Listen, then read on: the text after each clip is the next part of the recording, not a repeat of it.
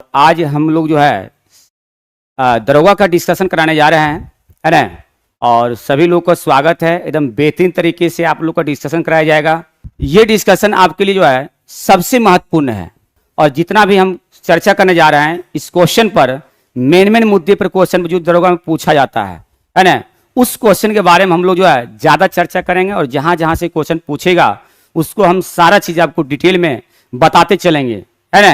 तो हम लोग ज़्यादा इसको लेट करते हुए हम लोग क्वेश्चन की ओर चलते हैं। और आप लोग जल्द से जल्द इसको जो है सो लाइव हो जाइए, है कि नहीं। अब पहला क्वेश्चन के लिए हम लोग तैयार हो जाइए। पहला क्वेश्चन आपका दिया गया है, ध्यान से देखिएगा। पहला क्वेश्चन जो दिया गया है आपका, क्वेश्चन पहला दिया गया है। पहला क्वेश्चन जो दिया गया है ये है कि मिलान कीजिए, है ना। मिलान कीजिए, है ना। मिलान कीजिए, इसको मिलान करना है कि सूची 1 और सूची 2 को सम्मिलित कीजिए, है ना। सूची 1 और सूची 2 को सम्मिलित कीजिए। ये जो क्वेश्चन दिया गया है कि सबसे पहले कालीबंगा, कालीबंगा आपका कहां हो जाएगा, तो कालीबंगा जो है आपका कहां हो जाएगा। कालीबंगा जो है ये आपका जो है, कालीबंगा जो है ये राजस्थान में हो जाएगा, है ना। कालीबंगा जो है राजस्थान में हो जाएगा, है ना। तो 1 नंबर का जो है आपका 3 हो जाएगा। पहला ये मिलाइए आपका कालीबंगा राजस्थान। अब ऑप्शन में चलना है तो सबसे पहले जो है 1 नंबर तो कट गया और सी नंबर भी कट गया। तो 1 में तो 3 तो है नहीं है, पहला ये बात है ना। इसको नहीं लेना है। उसके बाद जो है आपको दिमाग लगाना है, ये ध्यान थोड़ा सा चलिएगा, यहां पे चलना है, ये है ना हरियाणा हो जाएगा। उसके बाद आ जाइएगा राजस्थान। दूसरा सुरकोटदा, सुरकोटदा जो है ये कहां हो जाएगा। सुरकोटदा आपका भुंज कक्ष, ये आपका गुजरात में पड़ता है ना। गुजरात में पड़ता है, ये जो है गुजरात में पड़ता है। तो 3, 1 का 3 और 2 का 1। अब ऑप्शन देखिए, तो ए और सी में तो आपका 3 तो है नहीं, पहला बात है। तो ए और सी तो ऐसी छटा गया, बचा आपका बी और डी, है ना। बी और डी जो बचा है, तो ए में बी में जो आपका, आप देखिए यहां पे जो आपका जो दिया गया है ऑप्शन नंबर बी, है ना। ऑप्शन में सुरकोटदा आपका कहां हो जाएगा, भुंज कक्ष गुजरात में हो जाएगा। तो ए 3 बी 1 सी नंबर 2 कोटदीजी जो है, कोटदीजी आपका जो हो जाएगा ये सिंध में हो जाएगा। और बनमाली जो है आपका ये हो जाएगा हरियाणा में हो जाएगा। तो आपका उत्तर कहां चला जाएगा, तो ये हो जाएगा बी नंबर ऑप्शन हो जाएगा। आप ऑप्शन से इसको पकड़ सकते हैं, है कि नहीं। ऑप्शन से आप इसको पकड़ सकते हैं। पहले आपको एक कालीबंगन, कालीबंगन आपका राजस्थान, राजस्थान 3 हो गया। तो 3 और ए और सी में ऑप्शन में 3 है, ये नहीं है, तो ऐसे भी आपका कट गया। उसके बाद जो है आपका जो है 3 हो गया। उसके दूसरा ऑप्शन देखिए सुरकोटदा, सुरकोटदा जो है भुज कच्छ, ये गुजरात में पड़ता है, ये आपका बी में चला गया, है ना। तो बी में चला गया तो आपका हो जाएगा 1 का 3 2 भी आपका बी नंबर ऑप्शन चला जाएगा। उसके बाद जो है नेक्स्ट क्वेश्चन आप लोग चलते हैं। नेक्स्ट क्वेश्चन आपका बहुत बेहतरीन है ना। बहुत बेहतरीन क्वेश्चन ये दिया गया है। सबसे पहले कर आ गई सूची वेदांग और सूची 2 विषय दिया गया है आपका।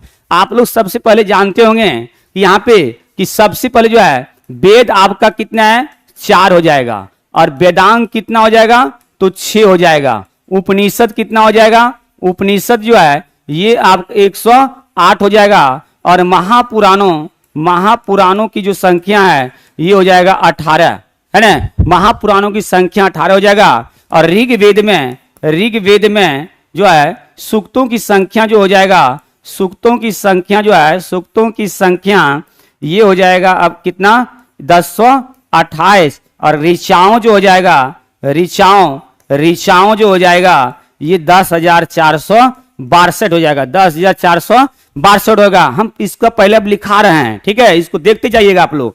वेद 4 हो जाएगा, वेदांग 6 हो जाएगा, उपनिषद 108, महापुराण 18 और ऋग्वेद में सूक्तों की संख्या 1028 और ऋचाओं की संख्या 10,462। तक क्वेश्चन हमको ये नहीं पूछ रहा है, पूछ रहा है कि वेदांग, है ना, ये मिलाने के लिए पूछ रहा है। तो सबसे पहले जो है वेदांग जो है कितने हैं, वेदांग आपका 6 है। वेदांग अगर 6 है तो ये जो हो जाएगा वेदांग जो 6 दिया गया है, तो ये आपका कौन कौन हो जाएगा, कल्प, निरुक्त, छंद, शिक्षा, व्याकरण और ज्योतिष। देखिएगा आपका 1 2 3 4, 4 को तो आपको दिया गया है ना। और इसी में एगो और जोड़ दीजिए व्याकरण, व्याकरण, ठीक है, व्याकरण और ज्योतिष, है ना, ज्योतिष। ये आपका वेदांग हो जाएगा, यहां से लेके यहां तक आपका ये 6 गो वेदांग हो जाएगा। ध्यान दीजिएगा, ये आंसर आपको नहीं बता रहे हैं अभी, आपको इसके बारे में डिटेल बता रहे हैं आपको क्या करना है। तो कल्प, निरुक्त, छंद, शिक्षा, व्याकरण और ज्योतिष अगर बोलेगा आपसे कि वेदांग कितने हैं तो क्या बोलिएगा, तो वेदांग 6 हो जाएगा। अब 6 वेदांग है तो कितने, कौन कौन सा वेदांग 6 है ये भी तो बताना जरूरी है ना। तो 6 वेदांग जो है कल्प, निरुक्त, छंद, शिक्षा, व्याकरण, ज्योतिष, 2 और लिख दीजिएगा इसमें, तो ये आपका वेदांग हो जाएगा, है ना, ये आपका वेदांग हो जाएगा, वेदांग हो जाएगा। अब इसका आंसर आपको निकालना है, मिलाना है इसको, ये जो है मिलाना है, मिलाना है इसमें, देखिएगा इस मिलाकर इसको क्या क्या सही बताता है इसको, है ना। इसमें आप मिलाइएगा, सबसे पहले कल्प, कल्प आपका हो जाएगा यज्ञ संपादन, निरुक्त हो जाएगा शब्दों की व्युत्पत्ति, छंद हो जाएगा मंत्र, और शिक्षा होगा आपका क्या, शुद्ध उच्चारण हो जाएगा। शिक्षा क्या हो जाएगा, शुद्ध उच्चारण हो जाएगा, है ना, शिक्षा जो हो जाएगा शुद्ध उच्चारण हो जाएगा। तो मिलाइए, तो एक का एक, तो सबसे पहले जो है 1 2 3 4 पहला नंबर ऑप्शन हो जाएगा, ये बिल्कुल राइट हो जाएगा, पहला नंबर ऑप्शन आपका सही दिया गया है। नेक्स्ट क्वेश्चन हम लोग चलेंगे, नेक्स्ट क्वेश्चन देख लीजिएगा, मणि मेखले, मणि मेखले किस भाषा का महाकाव्य है, ध्यान दीजिएगा थोड़ा सा, मणि मेखले जो है किस भाषा का महाकाव्य है, ध्यान दीजिए, है ना, इसको थोड़ा सा आप लोग बताइए।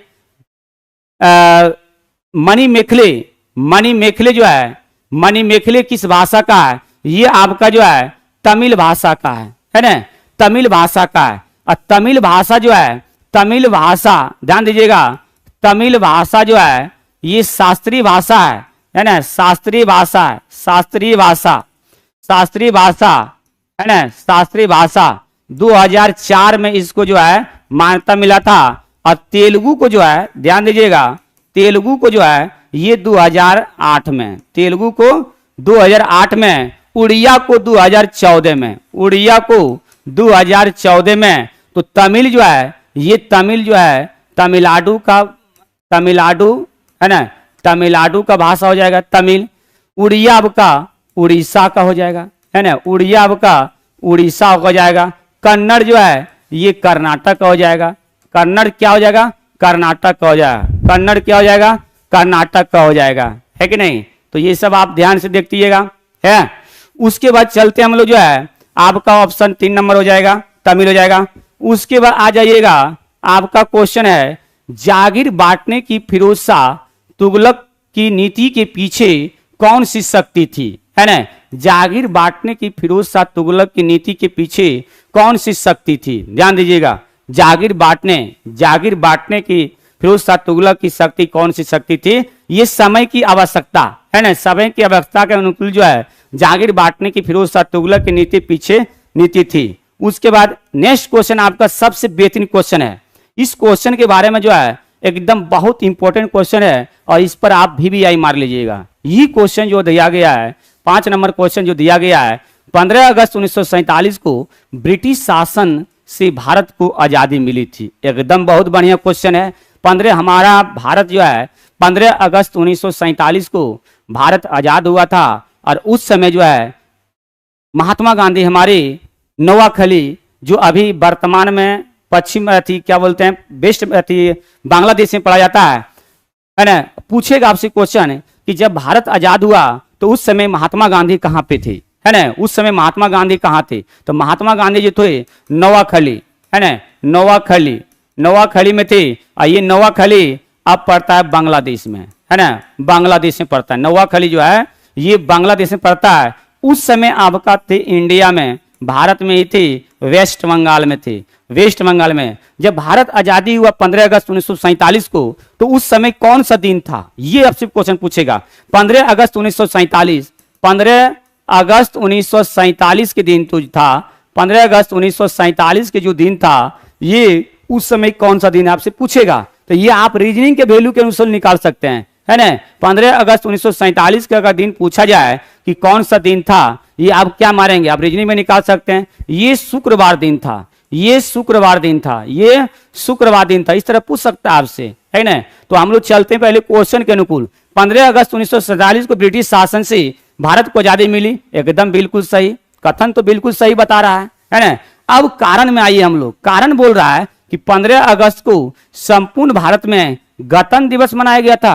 ये गलत है, कारण गलत है, कारण गलत है। गणतंत्र दिवस तो 26 जनवरी 1950 को, 26 जनवरी है ना, जनवरी 1950, 26 जनवरी 1950 को गणतंत्र दिवस किया गया था और 15 अगस्त 1947 को ये भारत आजाद हुआ था, है ना। तो सबसे पहले ऑप्शन में चलिएगा, ए नंबर बोल रहा है कथन असत्य है लेकिन कारण असत्य है। देखिए कथन तो आपका सत्य है जी, कथन तो आपका बिल्कुल सत्य है। बी नंबर, कथन सत्य है लेकिन कारण असत्य है, एकदम बिल्कुल राइट आपका बता रहा है। ये जो क्वेश्चन आपको बता रहा है बिल्कुल राइट बता रहा है कि नहीं। हमारा कथन ही बोल रहा है कि 15 अगस्त 1947 को भारत आजाद हुए थे, स्वतंत्र हुए थे, है ना, और 26 जनवरी 1950 को जो है गणतंत्र हुए थे। इन्होंने बोला है कारण कि 15 अगस्त को संपूर्ण भारत को गणतंत्र दिवस मनाया गया है, गलत है। तो कथन सही है और कारण आपका गलत है। नेक्स्ट क्वेश्चन चलते हैं हम लोग। नेक्स्ट क्वेश्चन आपका दिया गया है, फिलिप स्प्रेट नामक अंग्रेज को गिरफ्तार किया गया था, है ना। फिलिप मेरठ अंग्रेजों को गिरफ्तार किया गया था, है ना। ये लोग जो है, आप लोग जल्द से जल्द बताइए इसको, है ना, जल्द से जल्द बताइए इसको, जल्द से जल्द आप लोगों का क्वेश्चन ये है ना, बताने का क्वेश्चन है। फिलिप बताइएगा, ये क्वेश्चन आप बताइएगा। ये जो क्वेश्चन आपको दिया गया है ये आपका जो हो जाएगा आंसर आपका मेरठ षड्यंत्र केस, मेरठ षड्यंत्र केस, मेरठ षड्यंत्र केस, है ना, मेरठ षड्यंत्र केस, मेरठ षड्यंत्र केस जो हुआ था ये आपका 1929 में हुआ था। मेरठ षड्यंत्र केस जो है ये 1929 में हुआ था। मेरठ षड्यंत्र केस कब हुआ था? 1929 में हुआ था। उसके बाद जो है कानपुर षड्यंत्र केस जो हुआ था ये 1924 में हुआ था। कानपुर षड्यंत्र केस जो हुआ था 1924 में हुआ था। कानपुर षड्यंत्र केस कब हुआ था? 1924 में हुआ था। उसके बाद चटगांव शस्त्रागार, ध्यान दीजिएगा, चटगांव शस्त्रागार केस जो है सूर्यसेन, सूर्यसेन, है ना, सूर्यसेन, चटगांव शस्त्रागार जो है सेन थे, ये सूर्यसेन थे। ये 18 अप्रैल 1930, 18 अप्रैल 1930, 18 अप्रैल 1930, 18 अप्रैल 1930। और लाहौर षड्यंत्र केस जो है ये 1929 से 30, 1929 से क्या 30 हो जाएगा। तो फिलिप स्प्रेट नामक अंग्रेजों को गिरफ्तार किया गया था, ये मेरठ षड्यंत्र केस के द्वारा किया गया था। तो आपका आंसर ये हो जाएगा, आपका मेरठ षड्यंत्र केस हो जाएगा। उसके बाद नेक्स्ट क्वेश्चन हम लोग चलते हैं। 1937 ईस्वी में कांग्रेस मंत्रिमंडल कितने प्रांतों में बने थे? ध्यान दीजिएगा, बहुत हैवी क्वेश्चन ये है। 1937 ईस्वी में कांग्रेस मंत्रिमंडल कितने प्रांतों में बटे थे? ध्यान दीजिए, इस क्वेश्चन के बारे में जो है, इस क्वेश्चन के बारे में आप बताइएगा। ये जो था ये 8 प्रांतों में विभाजित थे। 1937 में कांग्रेस मंत्रिमंडल कितने प्रांतों में बने थे? ये 8 में बने थे। एक लाइन का क्वेश्चन स्टैटिक टाइप है। उसके बाद आप आगे जाइएगा सप्त क्रांति, 8 नंबर क्वेश्चन। सप्त क्रांति की अवधारणा को प्रतिपादित किया गया किसके द्वारा किया गया था? सप्त क्रांति बताइएगा आप लोग। सप्त क्रांति की अवधारणा को प्रतिपादित किया गया था, कब किया गया था, किसके द्वारा किया गया था? ये जो किया गया था राम मनोहर लोहिया द्वारा। और राम मनोहर लोहिया जो है ये सामाजिक और राजनीतिक, है ना, सामाजिक और राजनीतिक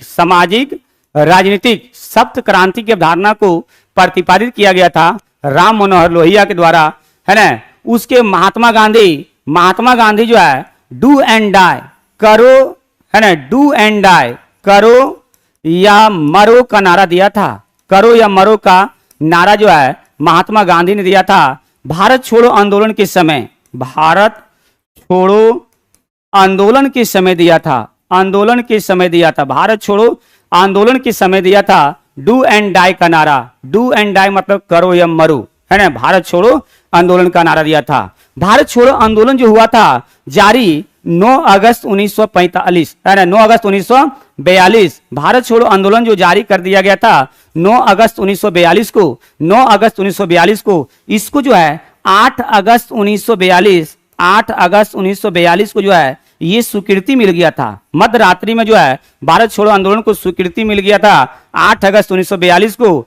ये जो जारी कर दिया गया था 9 अगस्त 1942 को, 9 अगस्त 1942 को। आप लोग कमेंट में भी क्वेश्चन बताइए क्या क्या होता है, है ना। उसके बाद नेक्स्ट क्वेश्चन आपको दिया गया है, चर्च द्वारा कृषि उपज का 10वां हिस्सा कर के रूप में वसूल किया जाता था। बताइए इसको, क्वेश्चन का जवाब बताइए आप लोग, है ना। चर्च द्वारा जो है, चर्च द्वारा 9 नंबर क्वेश्चन जो दिया गया है, चर्च द्वारा कृषि उपज का 10वां हिस्सा कर के रूप में वसूला जाता था, है ना। ये वसूला जो जाता था, ये जो है कौन सा आंसर होगा आप बताइए। आप लोग जो बताइएगा ये जो है कौन सा हो जाएगा आंसर इसका, बताइए। 9 नंबर क्वेश्चन बताइएगा। ये जो है चर्च द्वारा कृषि उपज का 10वां हिस्सा कर के रूप में, यहां क्वेश्चन पकड़िए, है ना। ये क्वेश्चन पकड़ना है, यही क्वेश्चन बोला है कि चर्च द्वारा कृषि उपज का 10वां हिस्सा जो है, ये 10वां हिस्सा कर के रूप में वसूला दिया जाता था। ये जो है कर के रूप में वसूल किया जाता था, ये आपका टीथ हो जाएगा, है ना। और टीथ एक प्रकार का जो है ये धार्मिक कर था। टीथ एक प्रकार का धार्मिक कर था। टीथ एक प्रकार का धार्मिक कर था, है ना। और टाइल ना हो जाएगा, टैले हो जाएगा, है ना। टैले एक प्रकार का लिख देते हैं हम, है ना। टैले दीजिएगा, लिखिएगा। टीथ एक प्रकार का धार्मिक कर था और टैले एक प्रकार का जो था भूमि कर था। टैले एक प्रकार का भूमि कर था। टैले एक प्रकार का क्या था, भूमि कर था। लिवरे जो है, लिवरे फ्रांस की मुद्रा थी। लिवरे जो है पहले फ्रांस की मुद्रा थी। लिवरे फ्रांस की मुद्रा थी और 1794 में इसको समाप्त कर दिया गया था। 1794 में इसको समाप्त कर दिया गया था। अब फ्रांस की मुद्रा अभी यूरो हो जाएगा, है ना। फ्रांस की मुद्रा अभी आपका यूरो हो जाएगा। फ्रांस की मुद्रा अभी क्या होगा, यूरो हो जाएगा। फ्रांस की मुद्रा क्या हो जाएगा, यूरो हो जाएगा, है ना। तो नेक्स्ट क्वेश्चन आपका जो है ये टीथ हो जाएगा। टीथ एक प्रकार का धार्मिक कर था। टीथ एक प्रकार का क्या हो जाएगा, धार्मिक कर था, है ना। उसके बताइएगा, आप लोग बताइए। नेक्स्ट क्वेश्चन जो है, नेक्स्ट क्वेश्चन आपका दिया गया है, जापान में रक्तहीन क्रांति या मेजनी पुनः स्थापना किस वर्ष हुई थी। जापान में रक्तहीन क्रांति या मेजनी पुनः स्थापना किस वर्ष हुई थी, ये बताइए आप लोग क्वेश्चन। ये जो क्वेश्चन दिया गया है ये आपका जो है 1868, ये आंसर आपका डायरेक्ट है। ये सब स्टैटिक टाइप का क्वेश्चन है ईस्वी में, है ना। ईस्वी आपको इसको याद रखना पड़ेगा, आपको इसको ध्यान पूर्वक से आप लोग जो है अच्छी तरह से ये सब स्ट्रेटेजी के रटने का चीज है। 1868। नेक्स्ट क्वेश्चन आपका आ गया है कि प्रथम विश्व युद्ध, सबसे पहले यहां देखिए, पहले क्वेश्चन के बारे में जो समझिएगा आप लोग। जिस क्वेश्चन के बारे में समझाना है या क्वेश्चन पूछा जाता है बराबर हमेशा उसको जो है हम आपको जो है अच्छी तरह से जो है आपको बताते चलेंगे और आप लोग भी उस क्वेश्चन के बारे में जो है ज्यादा फोकस कीजिएगा, है ना। अच्छी तरह से फोकस कीजिएगा। सबसे पहले जो है प्रथम विश्व युद्ध, इसके बारे में थोड़ा चर्चा कर लेते हैं। प्रथम विश्व युद्ध के बारे में चर्चा कर लेते हैं। प्रथम विश्व युद्ध जो है, प्रथम विश्व युद्ध, है ना। प्रथम विश्व युद्ध कब से कब चला था, ये जो चला था 1914 से 1918, है ना। 1914 से 1918 तक चला था। ये कितने वर्ष चला था, ये 4 वर्षों तक चला था। 4 वर्षों तक चला था। इसमें कितने देश ने भाग लिया था, इसमें जो लिया था ये 37 देश ने भाग लिया था। 37 देश ने भाग लिया था, है ना। 37 देशों ने भाग लिया था। अब प्रथम विश्व युद्ध का जो है ये तत्कालीन कारण बोलेगा क्या हो जाएगा, तो सेराजावा हत्याकांड, है ना। सेराजावा हत्याकांड, सेराजावा हत्याकांड हो जाएगा। उसके बाद आपसे पूछा जाए कि प्रथम विश्व युद्ध में जो है कौन सा गैस का प्रयोग किया गया था, पूछेगा कि प्रथम विश्व युद्ध में जो है कौन सा गैस का प्रयोग किया गया था। प्रथम विश्व युद्ध में कौन सा गैस का प्रयोग किया गया था, ये मस्टर्ड गैस का प्रयोग किया था। मस्टर्ड गैस, है ना। मस्टर्ड गैस का प्रयोग किया गया था। मस्टर्ड गैस, प्रथम विश्व युद्ध में कौन सा गैस का प्रयोग किया था, मस्टर्ड गैस का प्रयोग किया गया था, है ना। प्रथम विश्व युद्ध में मस्टर्ड गैस का प्रयोग किया गया था। और ये मस्टर्ड गैस जैसे सरसों का जैसा सरसों का जो सेंट है जहां से ये जो है ये उसी तरह जो है सो आपको सेंट मारता है ना। तो प्रथम विश्व युद्ध में अगर पूछे जाए कि किस गैस का जो है तरह गंध देती है ना, तो मस्टर्ड गैस। और आप देखते हैं कि सरसों का जो टीना खरीदा जाता है उसमें लिखा हुआ रहता है मस्टर्ड ऑयल, है ना। मस्टर्ड ऑयल लिखा रहता है, मस्टर्ड ऑयल लिखा रहता है। उसके बाद जो है चलिए उसके बाद नेक्स्ट क्वेश्चन हम लोग चलते हैं। नेक्स्ट क्वेश्चन आपका दिया गया है कि 1857 के विद्रोह, पहले छोड़िए क्वेश्चन के बारे में आप आंसर नहीं बताना है। आप लोग बताइए, हम तो बताएंगे ही बताएंगे, है ना। मास्टर गैस है, ठीक है, बिल्कुल सही है। उसके बाद बताइएगा, सबसे पहले जो है 1857 की जो क्रांति हुआ था, 10 मई 1857, है ना, 1857, ये मेरठ से हुआ था। मेरठ कहां पड़ता है? ये यूपी में पड़ा जाता है ना, यूपी में पड़ा जाता है मेरठ। 10 मई 1857 की क्रांति जो है ये आपका मेरठ से स्टार्ट हुआ था। तो पूछ रहा है कि 1857 के विद्रोह में क्रांतिकारियों के निशाने पर प्रमुख रूप से कौन थे, है ना। प्रमुख रूप से जो थे ये जमींदार थे आपका, है ना, जमींदार थे, प्रमुख रूप से जमींदार थे। नेक्स्ट क्वेश्चन में आप चलिएगा, सबसे ये बहुत अच्छा क्वेश्चन आपका है ना। ये जो क्वेश्चन दिया गया है इसको VVI मार लीजिएगा, बहुत बढ़िया क्वेश्चन पूछा जाता है यहाँ पे। क्वेश्चन आपका, निम्नलिखित युग्म में से कौन सा युग्म क्रांति के प्रमुख केंद्र नेतृत्वकर्ता से सुमेलित नहीं है? ये क्वेश्चन आपके बारे में जो दिया गया है ना, ये क्वेश्चन आप बताइए, बहुत बेहतरीन है। ये बिहार पुलिस हो, बिहार दरोगा हो, यहां से 1857 का जो सैन्य नेतृत्व विद्रोह है, भारतीय नायक और ब्रिटिश नायक, इसके बारे में आप लोग जो है सो अच्छी तरह से याद कीजिएगा। वहां से क्वेश्चन आपका फिक्स ही है ना। उसके बाद चलिए, है ना, आते हैं हम लोग कानपुर तांतिया टोपी, बिल्कुल सही है, ये तो आपका है ही है, सही है। कानपुर तांतिया टोपी बिल्कुल सही हो जाएगा। उसके बाद गोरखपुर गजाधर सी हो जाएगा, मथुरा देवी सी हो जाएगा, बिल्कुल सही है। ये जो है फैजाबाद मौलवी लियाकत अली नहीं है, मौलवी अहमदुल्ला शाह है, ठीक है, मौलवी अहमदुल्ला शाह है, मौलवी अहमदुल्ला शाह है, मौलवी अहमदुल्ला शाह, मौलवी अहमदुल्ला शाह, दुल्ला शाह, मौलवी अहमदुल्ला शाह हो जाएगा, लियाकत अली नहीं हो जाएगा, ठीक है। लियाकत अली जो है भारतीय नायक इलाहाबाद के हो जाएगा।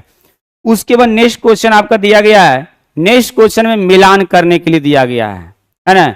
मिलान करने के लिए आप लोग बताइए क्या होगा, है ना। अमीर खुसरो, सबसे पहले अब यहां पूछा है कि अमीर खुसरो, अब हम इसके बारे में चर्चा थोड़ा करने जाते हैं। आपका दिया गया है, यहां पर देखना है। सबसे पहले जो है अमीर खुसरो, आइए, अमीर खुसरो जो है, अमीर खुसरो का जन्म जो है ये 1252, है ना, 1252, और ये जो है आपका यूपी में उत्तर प्रदेश, है ना, बदायूं के पास, बदायूं, है ना, बदायूं के पास हुआ था। और ये आपका जो हुआ था पटियाली, दरोगा में पूछा हुआ क्वेश्चन है, दरोगा आपका 2213 वाला क्वेश्चन पूछा गया है, सेकेंड शिफ्ट, ठीक है। उसके बाद पटियाली में हुआ था। और ये पटियाला जो आपका दिया गया है, पटियाला आपका पंजाब में पड़ता है, पटियाला जो है ये पंजाब में पड़ता है, पटियाला जो है कहां पड़ता है? पंजाब में पड़ा जाता है, पटियाला जो है ये पंजाब में पड़ता है। तो अमीर खुसरो का जन्म कहां हुआ? तो पटियाली, है ना, पटियाली। 1 का 3 हो जाएगा, मिलाइए आप लोग थोड़ा सा, है ना, देखिए किसका जवाब सही है। 1 का 3, अब खोजिए कहां 1 का 3 है। तो 1 में 3 आपका ये है, यहां पर आ गया है 3। अब मिलाने का क्या दरकार है? अब तो मिल गया आपका आराम से, 1 का 3 पकड़ा गया, बाद बाकी कहीं 3 है, ये नहीं है, मार दीजिए ऑप्शन धाइस ना भी, क्या दिक्कत है इसमें? है कि नहीं भी जानिएगा तैयो मार दीजिएगा आप इसमें, है ना। तो इसके बाद जो है मिलान करने का सही तरीका आप लोग जानते होंगे कि अगर 2 क्वेश्चन भी आप जान रहे हैं तो आपका क्वेश्चन बन सकता है, फंस सकता है, ज्यादा 90% की फंस ही सकता है, कुछ ही 10% गड़बड़ा सकते हैं, नहीं तो आपका 2-3 तक आपका चल जाएगा, मिला देगा, चौथा में जाकर आपका डिसीजन हो जाएगा, है कि नहीं। तो ये आपका ऑप्शन भी हो जाएगा।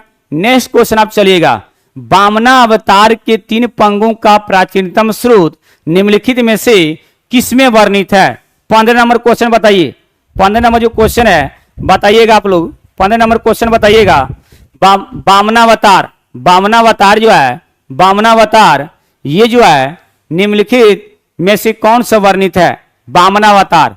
तो सबसे पहले जो है हम आंसर इसको नहीं बताएंगे, आप लोग आंसर बताइए। इसका जो है हम सबसे पहले चर्चा करते हैं ऋग्वेद के बारे में, है ना।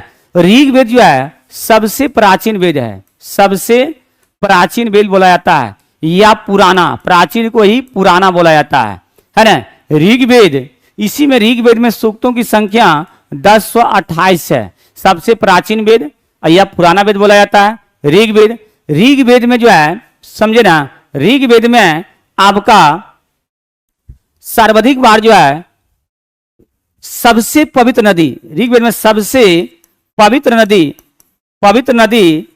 ध्यान दीजिए, पवित्र नदी सरस्वती को माना जाता है। और बताइएगा ये सर्वाधिक बार जो है सर्वाधिक बार उल्लेख जो किया गया है, सर्वाधिक बार उल्लेख जो किया गया है सिंधु को किया गया है, सिंधु को, और गंगा को जो है गंगा को एक बार और यमुना को जो है यमुना को जो है 3 बार उल्लेख किया गया है। सबसे बोले ऋग्वेद में सबसे पवित्र नदी सरस्वती हो जाएगा, है ना। सर्वाधिक बार उल्लेख किया गया सिंधु किया गया, गंगा को जो है 1 बार किया गया, गंगा को 1 बार किया गया। आरपीएफ एसआई में पूछा गया क्वेश्चन ये है, आरपीएफ एसआई इसमें पूछा है गंगा को कितने बार उल्लेख किया गया है, ध्यान दीजिएगा। तो 1 बार उल्लेख किया गया है ना। यमुना को 3 बार उल्लेख किया गया। इसका आंसर क्या होगा आपका? आप क्वेश्चन चलिए, वामनावतार के 3 पंगों का प्राचीनतम स्रोत निम्न में से किसमें वर्णित है? तो ये क्या है? ऋग्वेद में है। आंसर आपका ऋग्वेद हो जाएगा, 1 नंबर हो जाएगा, ऋग्वेद हो जाएगा, है कि ना, ऋग्वेद। नेक्स्ट क्वेश्चन हम लोग चलते हैं, बुद्ध ने सर्वाधिक उपदेश कहां पर दिए थे? ध्यान दीजिएगा, बुद्ध ने जो है सर्वाधिक उपदेश कहां पर दिया था? बताइए आप लोग। बुद्ध जो है 3 जगह उपदेश दिए थे, लेकिन सबसे ज्यादा के बारे में आपको बोल रहा है। बुद्ध ने जो है सर्वाधिक उपदेश जो दिए थे ये 3 जगह पर दिए थे। ये सबसे ज्यादा उन 3 जगहों में कितने बार दिए थे, कहां दिए थे, है ना। सबसे पहले चलते हैं, बुद्ध सबसे पहले जो है बुद्ध के बारे में मतलब गौतम बुद्ध बोल रहा है, ठीक है, गौतम बुद्ध बोल रहा है, ठीक है, गौतम बुद्ध का सबसे पहले जो है बचपन नाम क्या था, है ना। बचपन जो नाम था इनका, बचपन नाम जो था ये सिद्धार्थ थे, है ना, सिद्धार्थ थे। गौतम बुद्ध के बचपन का नाम जो थे ये सिद्धार्थ थे, है ना, सिद्धार्थ थे। और इन्होंने जो है 6 वर्ष तक तपस्या किया था, 6 वर्ष तक तपस्या किया और फाल्गु नदी के किनारे आपका इनका ज्ञान की प्राप्ति हो गया था, है ना। 29 वर्ष में इन्होंने गृह त्याग किया था, 6 वर्ष तक तपस्या किया, ज्ञान की प्राप्ति इनको 35 वर्ष में हो गया था, है ना। और ये 4 बौद्ध संगतियां आपका कहां कहां हुआ है, सारा चीज आपको याद करना पड़ेगा। 4 बौद्ध संगति जो हुआ था, प्रथम बौद्ध संगति, दूसरा, तीसरा, चौथा, ये एक बौद्ध संगति में आपका 4 क्वेश्चन होता है और चारों बौद्ध संगति में आपका 16 क्वेश्चन होता है। उसको आप रट लीजिएगा, बुक में आपका लूसेंट में दिया होगा, कहीं पर जो भी जहां भी दिया होगा आप उसको रट लीजिएगा पूरा। यहां से क्वेश्चन आपका एक दागा जाता है, ठीक है। तो ये जो है पहले बुद्ध के बारे में चले। बुद्ध ने सर्वाधिक उपदेश कहां दिए थे? श्रावस्ती दिए थे। श्रावस्ती यानी कौशल, श्रावस्ती यानी कौशल हो जाता है। और दिए थे 3 जगह, वैशाली और कौशाम्बी, है ना, वैशाली और कौशाम्बी, है ना। श्रावस्ती राजधानी कौशल है, दिए थे तीनों जगह, वैशाली दिए थे, कौशाम्बी दिए थे और श्रावस्ती दिए थे, 3 जगह दिए थे। लेकिन जो है ये सबसे ज्यादा आपका श्रावस्ती में दिया था।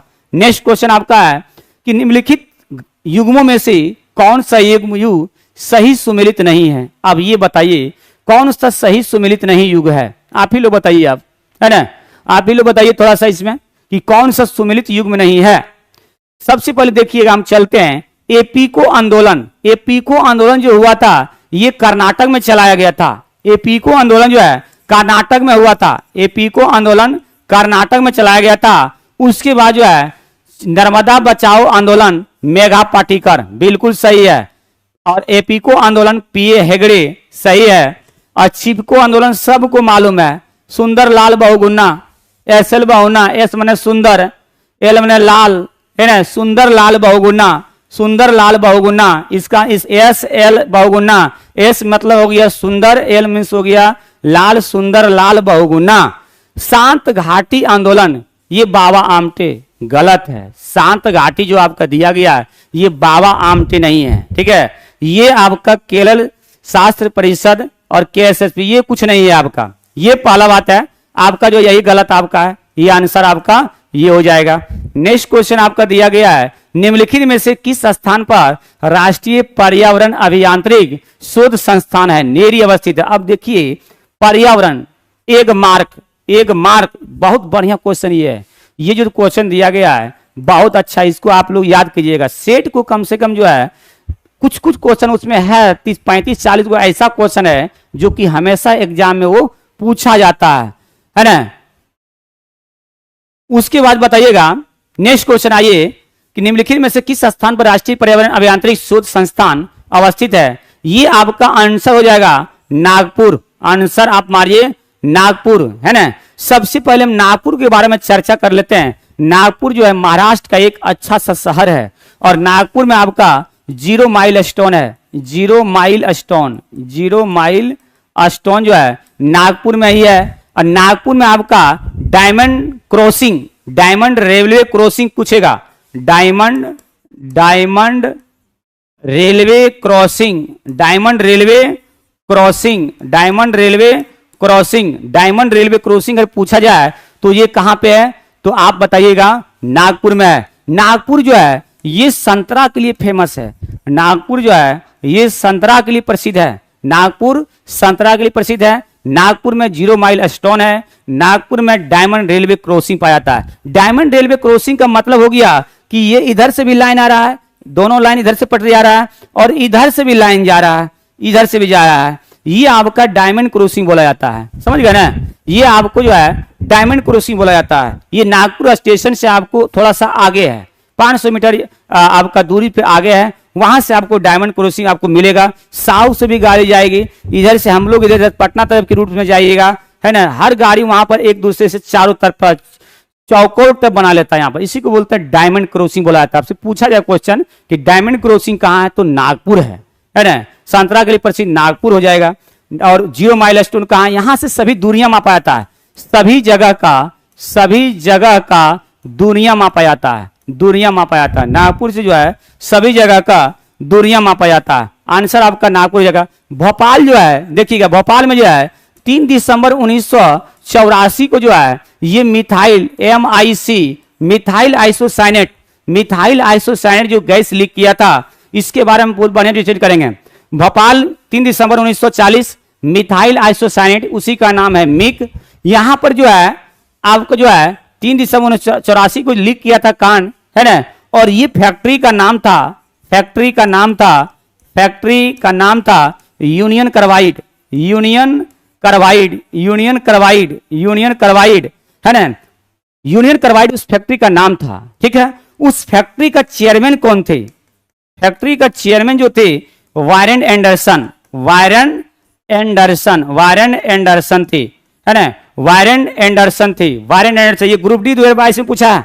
वारेन एंडरसन की भोपाल गैस लीक कांड जो हुआ था 3 दिसंबर 1984 को, ये उस समय चेयरमैन कौन थे? तो वारेन, ये आपका कहीं बुक में नहीं मिलेगा, इसको नोट कर लीजिएगा। वारेन एंडरसन जो है ये चेयरमैन थे उस समय। आखिर कोई फैक्ट्री अगर चल रहा है, कुछ संस्था चल रहा है, उसका तो ऑटोमेटिक चेयरमैन तो होना जरूरी है। बिना चेयरमैन के तो चलेगा नहीं, है ना। तो उस समय उसका चेयरमैन तो कहीं कोई बुक में नहीं लिखा हुआ है, इसको नोट कीजिए आप लोग। ग्रुप डी में पूछा गया ये क्वेश्चन है।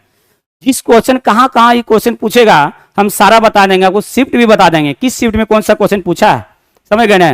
तो आप लोग डिस्कशन देखिए बहुत बेहतरीन तरीके से, है ना। उसके बाद जो है वारेन एंडरसन हो गया। देहरादून जो है, देहरादून ये वन अनुसंधान है। देहरादून जो है ये वन अनुसंधान, ध्यान दीजिएगा। वन अनुसंधान कहाँ है? देहरादून है। वन अनुसंधान देहरादून है। आपका आंसर नागपुर होगा, है ना। नागपुर हो जाएगा आंसर इस क्वेश्चन का आंसर नागपुर हो जाएगा। नेक्स्ट क्वेश्चन आ जाइएगा। निम्नलिखित में से किसने पारिस्थितिकी तंत्र की संकल्पना को प्रस्तावित किया था? ध्यान दीजिएगा, और बेहतरीन क्वेश्चन ये क्वेश्चन VVI क्वेश्चन आपका। ये जो क्वेश्चन दिया गया है इसको 3 बार स्टार मारिए। ये क्वेश्चन जो है 3 बार स्टार मारिए, है ना। ये क्वेश्चन जो दिया गया है आपका, ये जो है बहुत बेहतरीन क्वेश्चन है। ये जो क्वेश्चन दिया गया है, ये निम्नलिखित में से किसने पारिस्थितिकी तंत्र की संकल्पना को प्रस्तावित किया था, है ना। ये ध्यान दीजिएगा, ये जो किया था सबसे पहले जो किया था अर्नेस्ट हैकले ने किया था। सबसे पहले जो किया था, सबसे पहले अर्नेस्ट हैकले किया था। सबसे पहले जो है अर्नेस्ट हैकले किया था 1866 में। सबसे पहले अर्नेस्ट हैकले ने किया था 1866 में किया था। लेकिन पारिस्थितिकी तंत्र की संकल्पना जो प्रस्तावित किया था, ये किया था एजी टॉन्सले ने किया था। आपका आंसर हो जाएगा एजी टॉन्सले ने कब किया था? 1935 में किया था। 1935 में किया था, है ना। एजी टॉन्सले ने किया था 1935 में किया था। एजी टॉन्सले 1935 में किया था। ध्यान दीजिएगा, निम्नलिखित में से किसने पारिस्थितिकी तंत्र की संकल्पना को प्रस्तावित किया था? तो ये जो किया था एजी टॉन्सली ने किया था 1935 में किया था, है ना। नेक्स्ट क्वेश्चन चलिएगा, निम्नलिखित में से कौन सा एक पारिस्थितिकी तंत्र पृथ्वी के सर्वाधिक क्षेत्र पर फैला हुआ है ना, फैला हुआ है। ध्यान दीजिएगा, ये जो फैला हुआ है समुद्र, लिखा गया आपको सामुद्रिक, यही समुद्र होता है ना। समुद्र जो है ये 71% पे फैला हुआ है, तो सबसे ज्यादा तो यही फैला हुआ है ना, है कि नहीं। तो ये है, तो कौन सा पारिस्थितिकी तंत्र जो सर्वाधिक क्षेत्र पृथ्वी पर, देखिए यहाँ क्वेश्चन देखिए, यहाँ पकड़िए, पृथ्वी पर सर्वाधिक क्षेत्र पर फैला हुआ है। तो ये जो फैला गया है अब कहाँ पे, तो ये समुद्र 71% समुद्री लिखा हो गया है, ठीक है, कोई दिक्कत नहीं है। समुद्र 71% है ना। घास का मैदान, घास का मैदान, अब घास का मैदान जो आपका ज्योग्राफी में दिया गया है, वर्ल्ड ज्योग्राफी में, ये घास का मैदान समशीतोष्ण और उष्ण कटिबंधीय, ये दोनों को याद रखिएगा। डाउन्स कहाँ का है ना, पंपास कहाँ की है, ये सब जो है आपका घास सभी याद रखिएगा आप लोग, कौन कौन सा है। नेक्स्ट क्वेश्चन जो दिया गया है, निम्नलिखित स्थलों पर कथनों पर विचार कीजिए। अब कथन पर विचार कीजिए इसमें, है ना। निम्नलिखित कथन पर विचार कीजिए, स्थलीय पारिस्थितिकी तंत्र में जीव भार का पिरामिड सीधा होता है। दूसरा है, जलीय पारिस्थितिकी तंत्र में जीव भार का पिरामिड उल्टा होता है। दोनों कथन गलत आपका है, दोनों कथन गलत है कि नहीं, सीधा नहीं होता, उल्टा होता है। उसके बाद नेक्स्ट क्वेश्चन है, निम्नलिखित फसलों में कौन सी फसल जो है शीत ऋतु मतलब रबी की फसल मानी जाती है, रबी की फसल। अब ये बताइए, सबसे पहले ध्यान दीजिएगा, रबी फसल और खरीफ फसल, रबी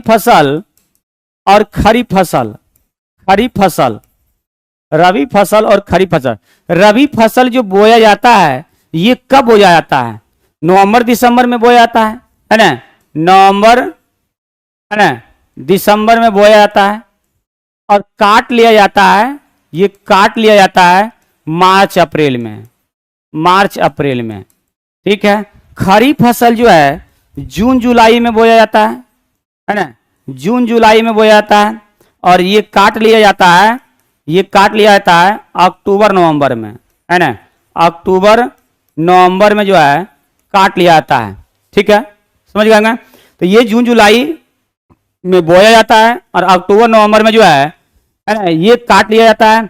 अब ये बताइएगा, रबी फसल जो है, आप ऐसा दिमाग लगाइए कि मार्च अप्रैल में कौन कौन सा जो है फसल काटा जाता है। जो अगर गांव से बिलोंग करते होंगे वो जरूर है कि कमेंट में आप बता सकते हैं, है ना। शहरी क्षेत्र वाले जो है, जो भी लड़का लड़की हो, वो लोग का बहुत कठिनाई हो जाएगा कि मार्च अप्रैल में कौन सा फसल काटा जाता है, जून जुलाई में कौन सा फसल बोया जाता है कि नहीं।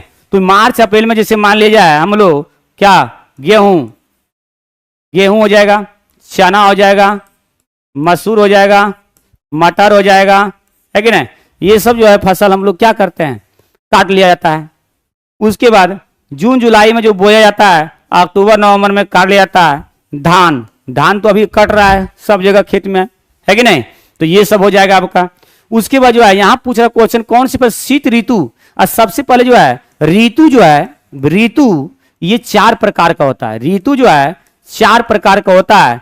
और प्रत्येक 3 महीने में जो है ऋतुएं अपनी चेंज करती है, प्रत्येक 3 महीने में ऋतुएं चेंज करती है। एक ऋतु 3 महीना का ही होती है ना, ग्रीष्म ऋतु, वर्षा ऋतु, शरद ऋतु, शीत ऋतु, है कि नहीं। तो बोल लगे शीत ऋतु यानी रबी की फसल मानी जाती है। ये जो मानी जाती है जो आपका अभी मार्च अप्रैल में करता है, जो लगता है, गेहूं लगता है, मटर लगता है, सरसों अति आपका मसूर लगता है, चना लगता है, सब ये जो है यहाँ पर दिया गया, क्या हो जाएगा, जो आंसर हो जाएगा, जो आंसर।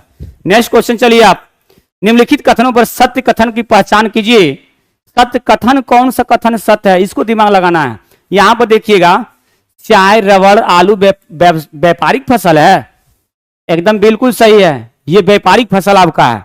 सुपारी, काजू, चाय एवं रबड़ बागानी फसलें, एकदम बिल्कुल सही है, ये भी आपका व्यापारिक फसल है। 1 और 2। और तीसरा है कुसुम, तंबाकू, गन्ना रोधी फसलें हैं, ये आपका ऑप्शन आ जाएगा 1 और 2, ये आपका बिल्कुल सही आंसर चला जाएगा आपका, है ना, ये हो जाएगा आपका। नेक्स्ट क्वेश्चन आप चलिएगा, निम्नलिखित समूहों में से श्री अन्न किस समूह से संबंधित कृषि उत्पाद है। किस समूह से उत्पाद है? इसको देखिएगा, ये गेहूं, धान, मक्का, ये तो नहीं है। गेहूं, कपास, सोयाबीन, ये सावा, कोदो, कुटकी, सावा, कोदो, कुटकी। भी सब क्वेश्चन उतना बेहतरीन नहीं है, जो बेहतरीन रहेगा हम उस पर अपने चर्चा करेंगे। ये आइए, ये VBI मारिए, ये क्वेश्चन जो है बहुत बढ़िया बेहतरीन क्वेश्चन आपका दिया गया है। निम्नलिखित युग्मों में से कौन सा युग्म सही सुमेलित नहीं है? अनुसूचित जनजाति का लिंगानुपात 995 है, बिल्कुल सही है। 0 से 6 आयु वर्ग के लिंगानुपात 919 है, बिल्कुल सही है। भारत का औसत लिंगानुपात 943 है, बिल्कुल सही है।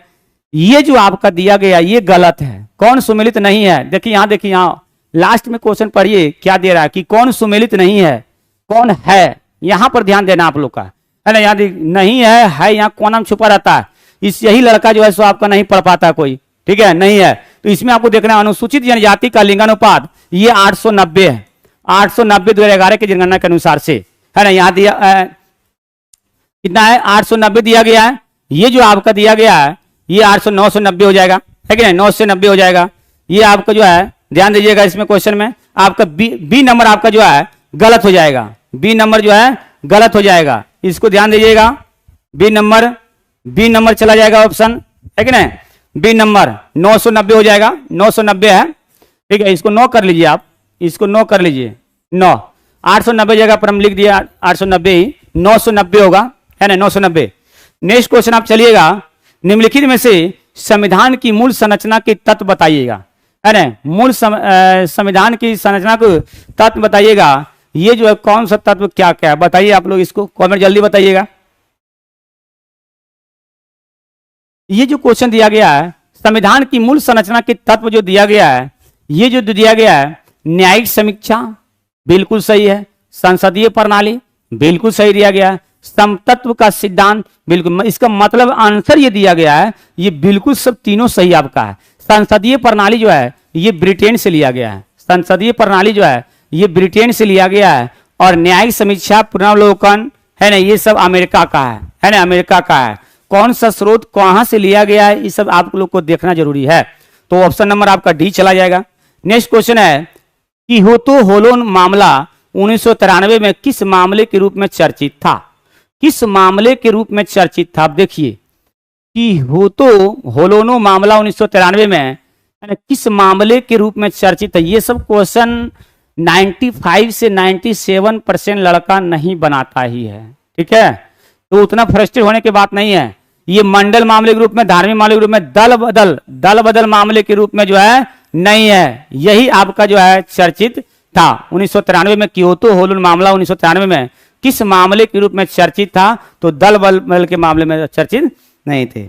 उसके बाद नोट में आ जाइएगा लोक लेखा समिति, एकदम VBI क्वेश्चन को मारिएगा। लोक लेखा समिति जो है, लोक लेखा समिति निम्नलिखित कथनों पर विचार कीजिए। लोक लेखा समिति की स्थापना सर्वप्रथम 1921 में मॉन्टेग्यू चेम्सफोर्ड सुधारों की बात की गई थी। लोक लेखा समिति 22 सदस्य होते हैं जो अनुपातिक प्रतिनिधित्व सिद्धांतों के अनुसार एकल संक्रमणीय मत द्वारा चुने जाते हैं। आप बताइए इसको क्या होगा, है ना, इसका आंसर बताइएगा। सबसे पहले लोक लेखा समिति में जो है 22 सदस्य बिल्कुल सही होता है। 15 लोकसभा से होता है, 15 लोकसभा से होता है, और 7 जो है राज्यसभा से होता है, 7 जो है राज्यसभा से होता है ना। 15 लोकसभा, 7 राज्यसभा से होता है। और इसका कार्यकाल जो होता है, कार्यकाल जो होता है, कार्यकाल ये जो है 1 वर्ष का होता है। कार्यकाल जो है 1 वर्ष का होता है। कितना वर्ष? तो एक वर्ष का होता है। कार्यकाल 1 वर्ष का होता है ना। कार्यकाल जो है 1 वर्ष का होता है। तो कौन सा सही हो जाएगा? तो आपका जो है ये ऑप्शन जो है लोक लेखा समिति के स्थापना सब 1921 में मॉन्टेग्यू चेम्सफोर्ड। बताइए 28 का क्या होगा? 28 का जो क्वेश्चन दिया गया है ये क्या हो जाएगा? 1 और 2 दोनों हो जाएगा आपका सही, है ना। 2 तो सही, बिल्कुल सही है, 2 तो सही है। और लोक लेखा समिति की स्थापना 1921 में मॉन्टेग्यू चेम्सफोर्ड सुधारों की बात की गई, बिल्कुल सही है। तो 1 और 2 दोनों सही हो जाएगा आपका। उसके बाद जो है नेक्स्ट क्वेश्चन जो दिया गया है, संविधान की प्रस्तावना के संदर्भ में निम्नलिखित में से कौन सा कथन सही है? प्रस्तावना, सबसे पहले देखिएगा भारतीय संविधान की प्रस्तावना की भाषा पर कनाडाई संविधान से लिया गया, बिल्कुल गलत है।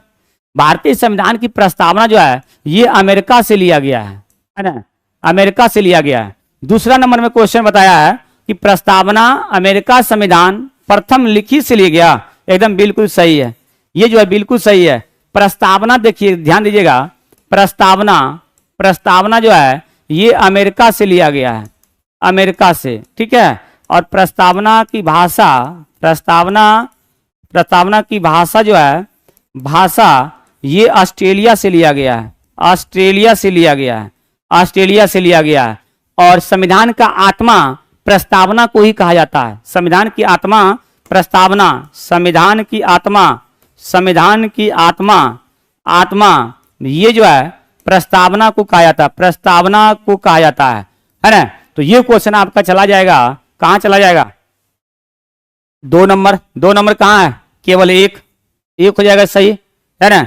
उसके बाद नेक्स्ट क्वेश्चन है कि निर्वाचन आयोग निम्नलिखित में से कौन सा सही सुमेलित नहीं है? ध्यान दीजिएगा, यहां पे क्वेश्चन आपका दिया गया है कि निम्नलिखित में से कौन सा सुमेलित सही नहीं है। निर्वाचन आयोग सही है, लोक सेवा आयोग सही है, उसके बाद वित्त आयोग सही है, संघ राज्य संबंध ये 9 में नहीं है ना, भाग 9 में आप भाग 10 में ये नहीं है।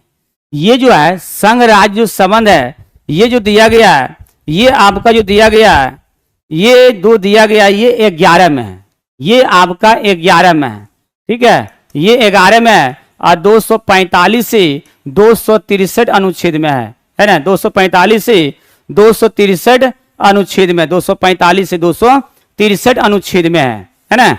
तो आपका जो हो जाएगा ये हो जाएगा आपका सुमेलित नहीं है।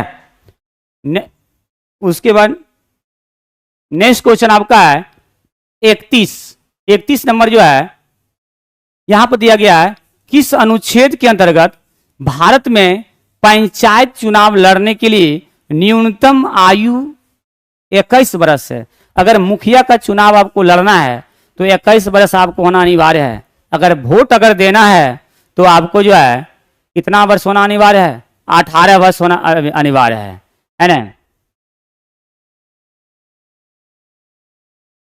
चलिए बिल्कुल सही है, बताइएगा। ये जो दिया गया है 243 के एफ, 243 के जो है एफ में दिया गया है 243 के एफ में दिया गया है। नेक्स्ट क्वेश्चन आपको दिया गया है, किस संविधान संशोधन द्वारा लोकसभा के निर्वाचन की संख्या में वृद्धि की गई है? बताइएगा, किस संविधान संशोधन निर्वाचन में वृद्धि की गई है? ये जो दिया गया है ये कौन सा संविधान संशोधन? बताइएगा आप लोग, कौन सा संविधान संशोधन? ये जो दिया गया है 31वां संविधान संशोधन 1973 इसमें जो है 525 से बढ़ाकर 545 कर दिया गया है ना। 31वां संविधान संशोधन 1973 525 से बढ़ाकर 545 कर दिया गया है। आंसर आपका चला जाएगा डी नंबर चला जाएगा आंसर आपका। नेक्स्ट क्वेश्चन आपका दिया गया है, राज्यसभा को लोकसभा के समान अधिकार प्राप्त है। बताइए आप, इसमें क्वेश्चन जो बताइएगा ये क्या हो जाएगा? राज्यसभा को लोकसभा के समान अधिकार प्राप्त है। ये क्वेश्चन 33 नंबर का क्वेश्चन बताइए आप लोग, कमेंट करके बताइएगा। 33 नंबर क्वेश्चन बताइए, 33 नंबर क्वेश्चन जो बताइएगा बताइए आप लोग, 33 नंबर क्वेश्चन बताइए।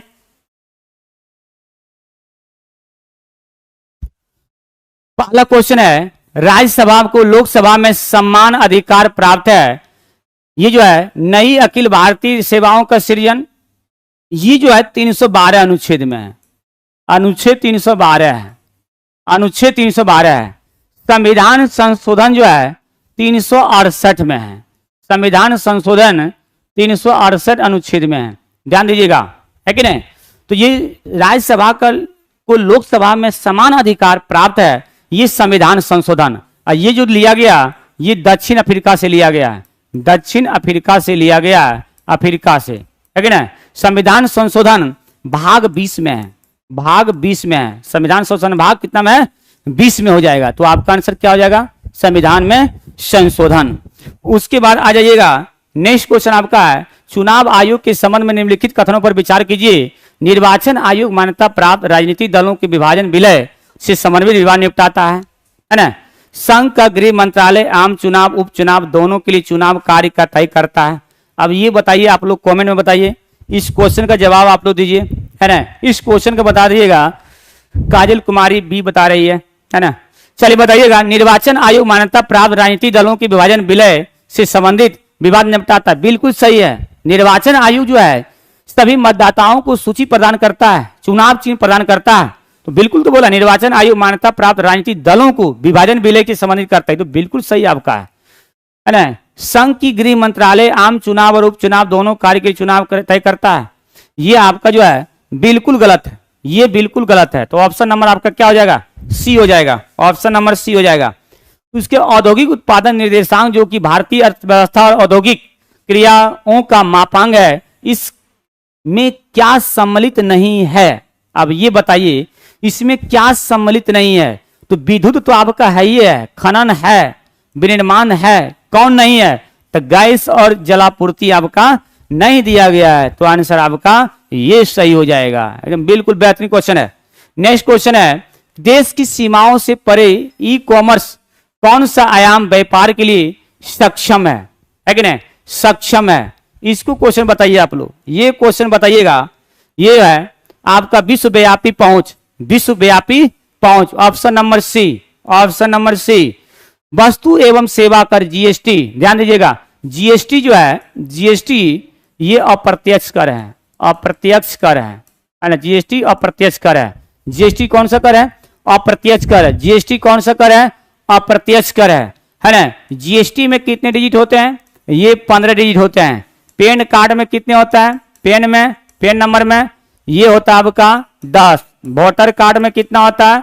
वोटर कार्ड में होता है 10, ठीक है।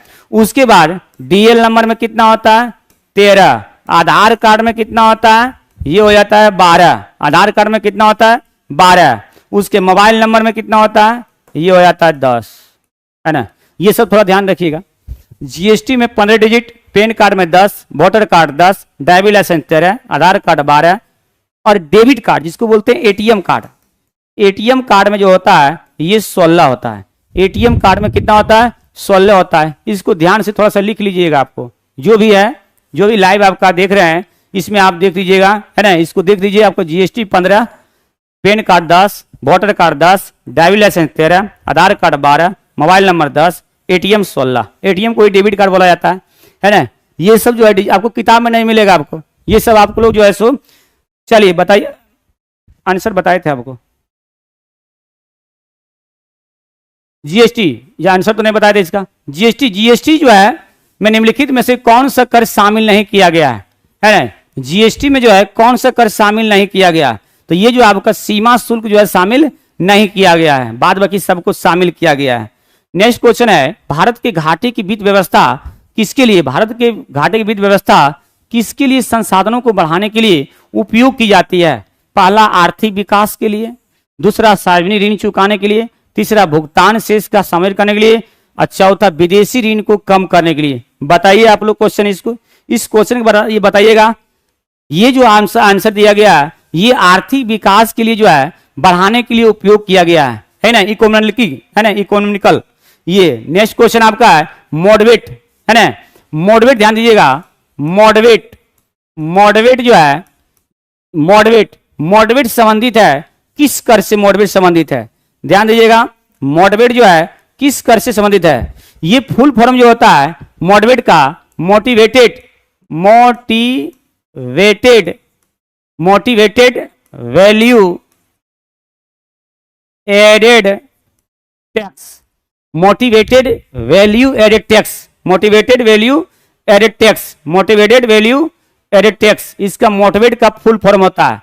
और इसी को जो है नाम चेंज कर जो कर दिया गया है सेनवेट, सेनवेट जो है, सेनवेट जो है नाम चेंज कर दिया है सेनवेट। 1 अप्रैल 2000 को कर दिया गया। सेनवेट का जो फुल फॉर्म होता है ये हो जाएगा सेनवेट जो है central value added tax, central value added tax, central value added tax. ध्यान दीजिएगा, मॉडरेट का नाम हो जाएगा motivated value tax added tax, और इसी का नाम चेंज कर किया है सेनवेट। 1 अप्रैल 2000 को चेंज किया है और इसका हो जाएगा सेंट्रल वैल्यू एडेड टैक्स। है ना, central value added tax, central value added tax. ये कौन सा कर है? ये उत्पाद कर है, ये उत्पाद कर है। तो मोडवेट का फुल फॉर्म आप लिख लीजिएगा। उसका नाम चेंज किया 1 अप्रैल 2000 को, उसका सेनवेट किया है, और सेनवेट जो किया है, ये सेनवेट का फुल फॉर्म क्या है? तो सेंट्रल वैल्यू एडेड टैक्स। ठीक है, नेक्स्ट क्वेश्चन चलते हैं। 5वीं पंचवर्षीय योजना का मूल उद्देश्य क्या है? तो गरीबी हटाओ, ये जो सबको मालूम है जी। 5वीं पंचवर्षीय योजना जो है कब से कब चला था? ये 74 से आपका 78, 1 वर्ष पहले समाप्त कर दिया था। मोरारजी देसाई ने खारिज कर दिया इसको, है कि नहीं? मोरारजी देसाई खारिज कर दिया गया था। ये गरीबी हटाओ जो है आपका 5वीं पंचवर्षीय योजना है ना, 1974 से 78, है कि नहीं? ये 1 वर्ष पहले आपको हटा दिया, खारिज कर दिया गया मोरारजी देसाई के द्वारा। योजना, पंचवर्षीय योजना, योजना आयोग को जो है खत्म करके नीति आयोग कर दिया गया था। कॉमेडी सुपर, तुम्हें क्या बोला, जैसा डेडिकेशन सबको होना चाहिए नूतन। चलिए बिल्कुल सही है। ये जो है पंचवर्षीय योजना जो है, योजना आयोग को जो है नाम चढ़ के नीति आयोग ने किया था। ये आपको जो कर दिया गया, मोदी जी ने किए थे। ये लाल किला से जो है वहां से ही 26 जनवरी को ही किए थे, है ना। उसके बाद हम लोग चलते हैं, आपका आंसर गरीबी हटाओ हो जाएगा। उसके चलिए, उसने कहा कि परिश्रमी मैं हूं का सरल है आपका। ये सब हिंदी क्वेश्चन आपका है ना, हिंदी चलते हैं। नेक्स्ट क्वेश्चन आपका है, निम्नलिखित में कौन शब्द वायु का परिवाची? अनिल हो जाएगा, है ना, अनिल हो जाएगा। ये सब हिंदी वाला टीचर बताएंगे ये सब, है ना। निम्नलिखित में से किस काल में भूमि की सतह पर पौधे की उत्पत्ति और उपनिवेशीकरण का शुरू हुआ था? किस काल में? देखिए ध्यान दीजिएगा, ये अच्छा क्वेश्चन ये है। ये जो क्वेश्चन दिया गया है 49 नंबर, ये जो दिया है सिल्यूरियन तथा डिवोनियन काल, सिल्यूरियन तथा डिवोनियन काल दिया गया है। सिल्यूरियन तथा डिवोनियन काल दिया गया है, ये ध्यान दीजिएगा। ये जो है 43.8 करोड़ वर्ष पूर्व हुआ था। 43.8 करोड़ वर्ष पूर्व प्रारंभ हुआ था। ये 43.8 करोड़, है ना, करोड़ वर्ष पूर्व हुआ था, पूर्व हुआ था, है ना, पूर्व हुआ था। सिल्यूरियन तथा डिवोनियन काल, है कि नहीं? यही आपका आंसर हो जाएगा 49 के सी हो जाएगा। 50 नंबर आपका देखिए, भूमध्य रेखा पर देशांतर की दूरी जो होता है, सबसे पहले यहां पर देखिएगा, इस क्वेश्चन का आंसर आपका 111.32 किलोमीटर हो जाएगा, है ना। 32 किलो 111। 2 देशांतर रेखाओं के बीच की दूरी को गोरे कहते हैं, ध्यान दीजिएगा। 2 देशांतर रेखाओं की बीच की दूरी को, रेखाओं की बीच की दूरी को, बीच की दूरी को गोरे बोला जाता है। गोरे कहा जाता है ना। और अक्षांश की संख्या जो है 181 होता है, और देशांतर जो है 360 होता है ना। लेकिन आपका उत्तरी और दक्षिणी अक्षांश को अगर हटा दिया जाए ये दोनों का, तो आपका अक्षांश की संख्या 179 हो जाएगा। ठीक है, बीपीएससी में आपका पूछा गया है 79 ही, 179 आपका आंसर होगा सही, बिल्कुल सही हो जाएगा। तो भूमध्य रेखा को ही बोलते हैं हम लोग क्या? विषुवत रेखा बोला जाता है। विषुवत रेखा, भूमध्य रेखा को विषुवत रेखा बोला जाता है। विषुवत रेखा पर स्मॉल जी का मान न्यूनतम होता है। विषुवत रेखा पर स्मॉल जी का मान न्यूनतम होता है, न्यूनतम। विषुवत रेखा पर स्मॉल जी का मान न्यूनतम होता है, क्या कारण है ना? पूछेगा क्या कारण है। गौतम कुमार सर, आप बहुत अच्छा पढ़ाते हैं, बिल्कुल सही, थैंक यू, धन्यवाद। चलिए पढ़ते रहिए, आप लोग जुड़ते रहिए। चलिए, विषुवत रेखा जो है, विषुवत रेखा को ही भूमध्य रेखा बोलते हैं। विषुवत रेखा पर स्मॉल जी का मान जो है ये न्यूनतम होता है। ये क्या कारण है ये न्यूनतम होने का? क्योंकि विषुवतीय व्यास और ध्रुवीय व्यास में जो 42 किलोमीटर का जो अंतर होता है, बस वही कारण है।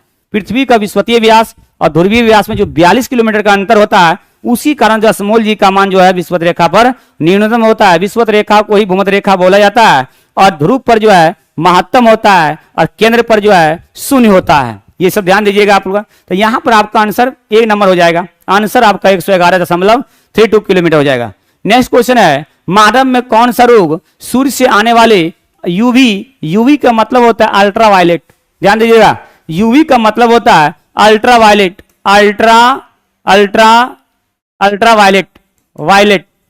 अल्ट्रावायलेट, है ना, पराबैंगनी विकिरण जिसको बोला जाता है, अल्ट्रावायलेट, है ना। ये जो प्रभाव करता है त्वचा कैंसर, ये त्वचा कैंसर को प्रभावित करता है ना, त्वचा प्रवाही को कैंसर करता है अल्ट्रावायलेट किरण।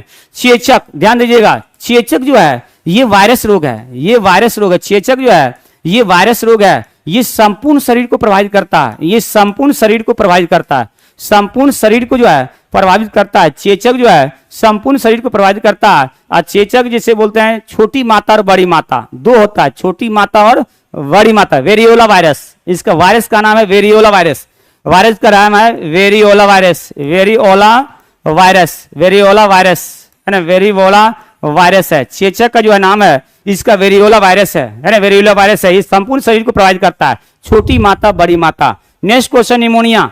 निमोनिया जो है ये बच्चों में होता है, ये बच्चों में होता है पानी यूज करने से, पानी ज्यादा यूज करता है तो निमोनिया धरता है आपका। निमोनिया जो है फेफड़ा को प्रभावित करता है। निमोनिया किसको प्रभावित करता है? निमोनिया जो है फेफड़ा अंग को प्रभावित करता है। निमोनिया फेफड़ा को प्रभावित करता है, निमोनिया फेफड़ा को, है कि नहीं। उसके बाद ध्यान दीजिएगा, यही बीमारी निमोनिया जो है प्रमोशन होता है इसका ज्यादा चल के, तो इसी को बोला जाता है दम्मा, है ना, दम्मा। दम्मा ये वयस्क में होता है, बीमारी वही है, सिर्फ खाली इसका प्रमोट हो जाता है, प्रमोशन हो जाने के बाद जो है नाम इसका खाली चेंज हो जाता है ना। तो ये दम्मा आपका वयस्क में हो जाएगा, सांस लेने में आपको जो है सो तकलीफ हो जाएगा, सांस लेने में ये तकलीफ होता है, निमोनिया, है ना, निमोनिया। उसके पार्किंसन, पार्किंसन रोग जो है विटामिन B12 के कारण होता है। पार्किंसन रोग जो है विटामिन B12 के कारण होता है। ये जो आपका होता है ये मस्तिष्क में होता है, ये मस्तिष्क में होता है, ये मस्तिष्क में होता है ना। पार्किंसन रोग जो है ये मस्तिष्क में होता है ना। तो आपका आंसर कौन हो जाएगा? ये आपका त्वचा हो जाएगा, त्वचा। एकदम अच्छी तरह से डिस्कशन कराएंगे, ऐसा डिस्कशन कराएंगे ना आप छोड़िएगा नहीं, लाइव तक जुड़े रहिएगा, बेहतरीन तरीके से करवाएंगे हम आपको, ठीक है। जिस क्वेश्चन एग्जाम में पूछा जाता है उस पर एकदम बहुत ज्यादा चर्चा करेंगे हमको, ठीक है। चलिए जुड़िएगा आप लोग जल्द से जल्द, है ना। चलिए नेक्स्ट क्वेश्चन है, वायु में कोई प्रकाश किरण अपवर्तनांक कितना है इसका? √2 है। वाले माध्यम के वायु को पृथक करने वाली सतह 45 डिग्री है, कोण पर आपतित होती है। किरण माध्यम में डैश के कोण पर आपतित होता है। आप लोग जानते होंगे, प्रकाश से पढ़ते होंगे, म्यू बराबर, म्यू को ही बोलते हैं प्रकाश का वर्तनांक, प्रकाश का अपवर्तनांक, अपवर्तनांक, है ना, अपवर्तनांक।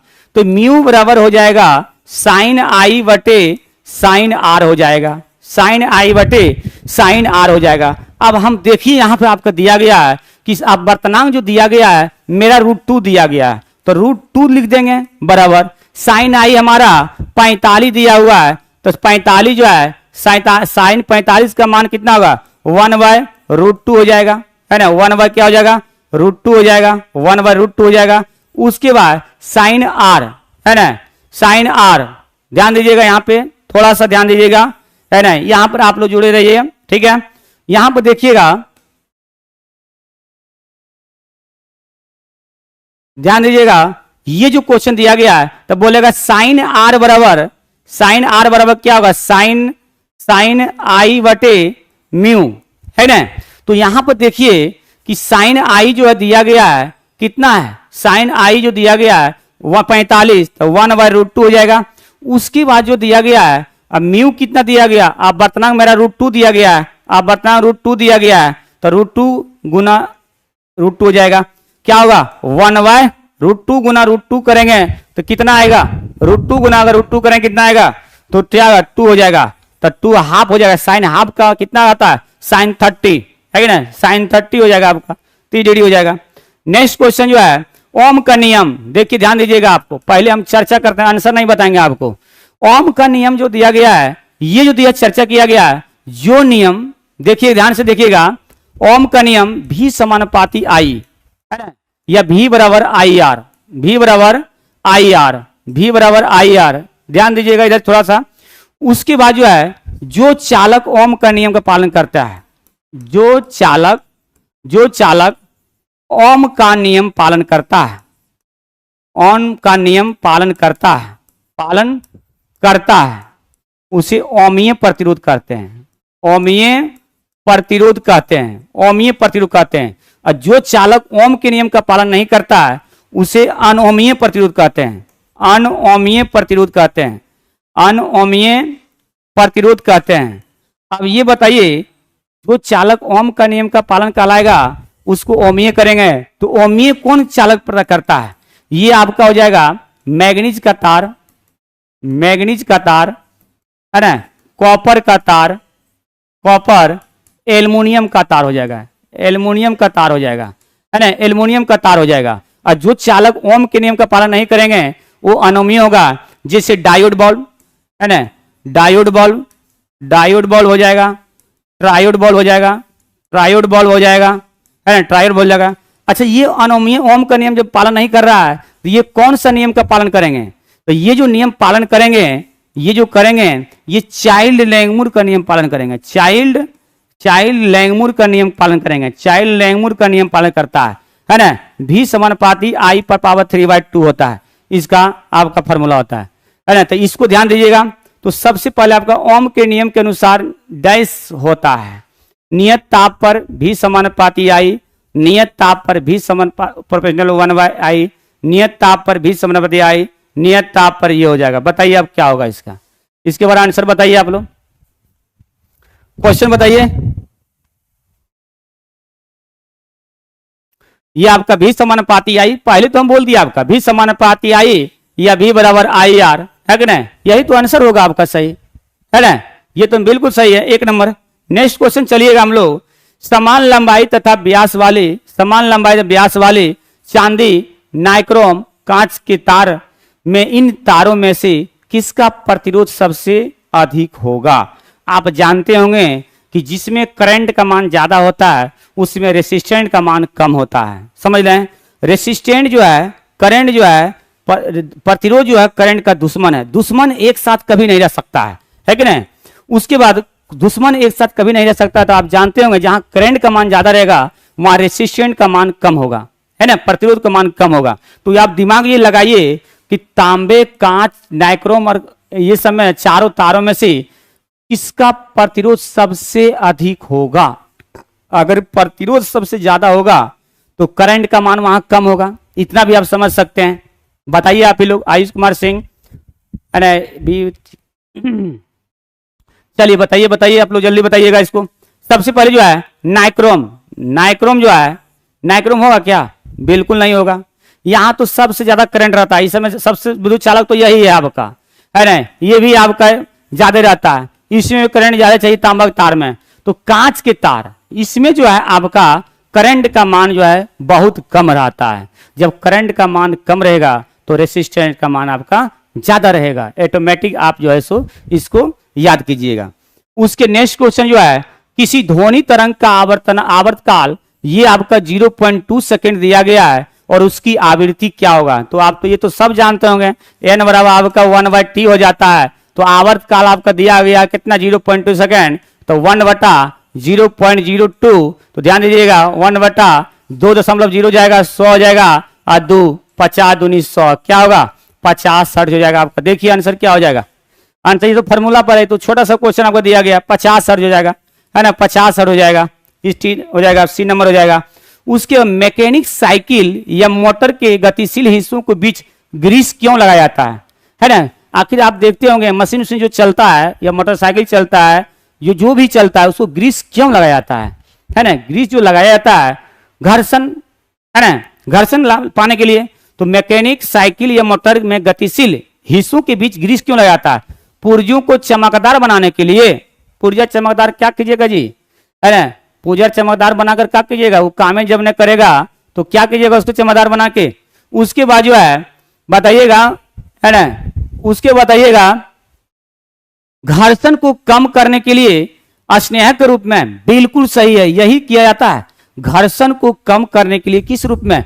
स्नेह के रूप में प्रयोग किया जाता है। घर्षण को कम करने के लिए स्नेह के रूप में प्रयोग किया जाता है। पुर्जा को साफ करने के लिए नहीं किया जाता, जंग को हटाने के लिए नहीं किया जाता, ये घर्षण को कम करने के लिए स्नेह के रूप में प्रयोग किया जाता है। स्नेह ग्रेफाइट का प्रयोग किया जाता है। चलिए उसके बाद जो है निम्नलिखित में से कौन इकोलॉजिकल फुटप्रिंट को मापने के लिए किया जाता है? इकोलॉजिकल जो है ये फुट मापने के लिए जो प्रयोग किया जाता है ये किया जाता है ग्लोबल हेक्टेयर। ग्लोबल हेक्टेयर आपका ऑप्शन डी हो जाएगा। उसके नेक्स्ट क्वेश्चन है, किसी रासायनिक समीकरण दो संतुलित कहा जाता है। किसी रासायनिक समीकरण को संतुलित कहा जाता है यदि क्या होगा? दोनों पक्षों में परमाणु की संख्या समान हो जाएगा, है ना, दोनों पक्षों में यौगिक की संख्या समान होगा, दोनों पक्षों में अणुओं की संख्या समान होगा, दोनों पक्षों में इलेक्ट्रॉनों की संख्या समान होगा। बताइए, आप ही लोग बताइए, आप लोग बताइए इस क्वेश्चन के बारे में, है ना। ये जो है किसी रासायनिक समीकरण को संतुलित कहा जाता है यदि दोनों पक्षों में परमाणु की संख्या समान होता है। बिल्कुल सही है, यही आपका आंसर सही होगा। दोनों पक्षों में परमाणु की संख्या क्या होगा, ये आपका जो है समान हो जाएगा, है ना। एक नेक्स्ट क्वेश्चन आपका जो है, किसी पदार्थ का एक मोल मौजूद परमाणु या अणुओं के आयनों के संख्या को क्या कहते हैं। क्वेश्चन के बारे में आप समझिएगा, ये क्वेश्चन आपका बहुत भी यही क्वेश्चन है जिस क्वेश्चन पर पूछा जाता है और बेहतरीन तरीके से हम इसको बताएंगे, ठीक है। चलिए, पहला क्वेश्चन है, किसी पदार्थ, सबसे पहले जो है पदार्थ के कितने अवस्था होता है। पदार्थ का जो है पूछेगा कि पदार्थ के कितने अवस्था, तो पदार्थ के 5 अवस्था, ठीक है। अब बोलेगा पदार्थ के मुख्यतः कितने अवस्था, मुख्यतः अगर बोला जाए तो 3 अवस्था हो जाएगा। मुख्यतः कितना बोलेगा, तो 3। कौन कौन, तो ठोस, द्रव और गैस। ठोस, द्रव, गैस हो जाएगा, है ना। पदार्थ के कितने अवस्था, तो 5, मुख्यतः कितने हैं, तो 3। ठोस, द्रव, गैस हो जाएगा, ठोस, द्रव, गैस हो जाएगा, है ना, ठोस, द्रव, गैस हो जाएगा। तो यहाँ क्वेश्चन पर हम लोग चलते हैं। अब पदार्थ की परिणाम की मात्रा जो होता है ये मोल होता है। पदार्थ के परिणाम की मात्रा जो है, पदार्थ के परिणाम, है ना, परिणाम की मात्रा जो होता है ये होता है मोल होता है ना, मोल होता है, मोल होता है, MOL, मोल होता है। तो देखिएगा किसी पदार्थ के एक मोल में मौजूद परमाणु या आयनों के आयनों की संख्या को क्या कहा जाता है कि नहीं, ये बताइए आप लोग। ये जो बोला जाता है एवोगाड्रो, एवोगाड्रो की संख्या बोला जाता है। ध्यान दीजिए, एवोगाड्रो की संख्या जो बोला जाता है समान ताप, समान दाब, समान आयतन। इसमें जो होता है तीनों समान होता है, समान ताप, समान दाब और समान आयतन, समान आयतन, समान आयतन, है ना, समान आयतन। ये तीनों जब समान हो जाएगा तो ये एवोगाड्रो की संख्या बोला जाता है। और एवोगाड्रो संख्या का मान होता है 6.022 गुना 10⁻23 होता है। इसको डिनोट करते हैं एन नॉट या एन ए से सूचित किया जाता है। ध्यान दीजिएगा, एन ओ नॉट उसको बोला जाता है या एन ए से सूचित किया जाता है। एनसीईआरटी 11th में दिया हुआ है क्वेश्चन, ठीक है, एन नॉट या एन ए से सूचित किया जाता है, एनसीईआरटी 11th। चलिए, उसके बाद जो है समान ताप, समान दाब, समान आयतन। उसके द्रव्यमान संख्या, द्रव्यमान संख्या नीचे आते हैं थोड़ा सा। द्रव्यमान संख्या बराबर फॉर्मूला आता है A बराबर P प्लस N होता है। और द्रव्यमान संख्या को सूचित करते हैं A से, करते हैं परमाणु क्रमांक को सूचित करते हैं Z से, और Z बराबर P बराबर E होता है। जिसे इलेक्ट्रॉनों की संख्या बोलिए, प्रोटोनों की संख्या बोले या परमाणु क्रमांक बोलिए, सभी आपको एक ही बोला जाता है। नेक्स्ट क्वेश्चन आपका आंसर 4 नंबर हो जाएगा।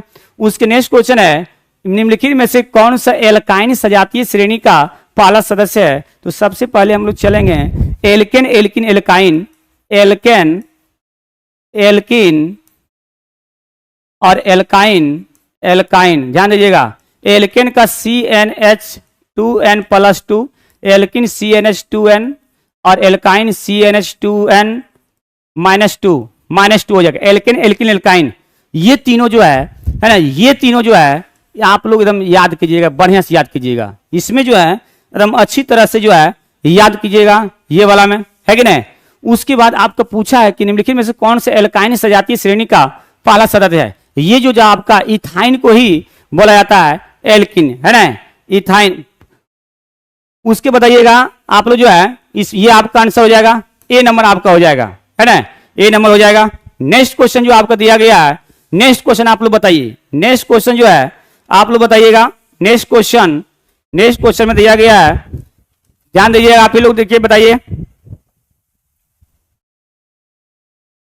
निम्नलिखित किसी वाष्पशील घटक को गैर वाष्पशील विलय में पृथक्कृत करने के लिए निम्नलिखित में से किस विधि का उपयोग किया जाता है। किस विधि का जो है उपयोग किया जाता है, ये बताइए आप लोग। इसका क्वेश्चन बताइएगा, है ना। ये जो आंसर है ये वाष्पीकरण, वाष्पीकरण होता है। देखिएगा, यहां देखिएगा, द्रव से वाष्प में जाना क्या कहलाता है, वाष्पीकरण। द्रव से वाष्प में जाना वाष्पीकरण, नोट कर लीजिएगा थोड़ा सा। ठोस से द्रव में जाना गलनांक, ठीक है। द्रव से ठोस में आना हिमांक, हिमांक, ठोस से गैस में जाना, ठोस से गैस में जाना उदरपातन, उदरपातन, ठीक है। गैस से ठोस में आना ये निक्षेपण, निक्षेपण है ना, निक्षेपण, ध्यान दीजिएगा। ठोस से द्रव में जाना गलनांक, द्रव से ठोस में आना हिमांक, ठोस से गैस में उदरपातन, और गैस से ठोस में क्या, निक्षेपण, रिवर्स सब्लिमेशन, रिवर्स सब्लिमेशन, है ना। जमुई से कौन जीत रहा है सर? तो आप ही लोग ने बताइएगा, हम तो डिस्कशन करा रहे हैं, है ना। आप ही ने बताइएगा जी कि कौन जीत रहा है, नहीं जीत रहा है। आप बताइए, पहले क्वेश्चन का जवाब दीजिए। जीतना और हारना तो सब अपने अपने जगह पर है ना। पहले यहाँ पर थोड़ा बताइए, क्वेश्चन को बताते चलिए, तब ना मजा आएगा। क्वेश्चन में एकदम धुरंधर मारिए, ठीक है। उसके बाद विसरण जो है, विसरण की दर जो है सबसे ज्यादा जो होता है ये गैस में होता है ना। उसके बाद द्रव में होता है, उसके बाद ठोस में होता है।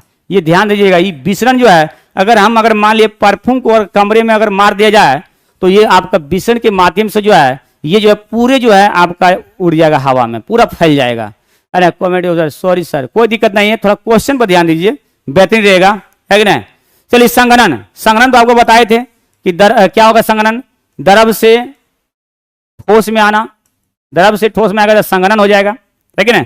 नेक्स्ट क्वेश्चन चलिएगा, लेड ब्रोमाइड को लेड ब्रोमीन में टूटना एक उदाहरण है, क्या है? लेड ब्रोमाइड को, लेड ब्रोमाइड, लेड ब्रोमाइड, ध्यान दीजिएगा, लेड ब्रोमाइड ये जो हो जाएगा अपघटन अभिक्रिया हो जाएगा। लेड ब्रोमाइड मतलब PbBr2, PbBr2, PbBr2, PbBr2, है ना, PbBr2, PbBr2 को तोड़ेंगे Pb प्लस Br2, ये जो आपका जो होगा ये अपघटन अभिक्रिया हो जाएगा।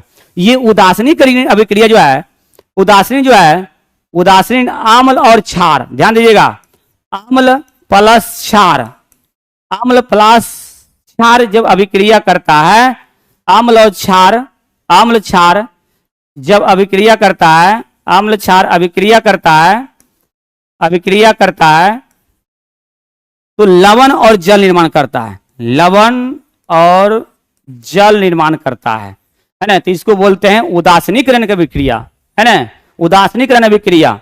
नेक्स्ट क्वेश्चन है, सोडियम क्लोराइड के जलीय विलयन से इसे अलग करने के लिए निम्नलिखित में से कौन सी पृथक्करण तकनीकी का उपयोग किया जाता है? इसको बताइएगा। ये हो जाएगा आपका वाष्पीकरण हो जाएगा, है ना, वाष्पीकरण हो जाएगा, वाष्पीकरण।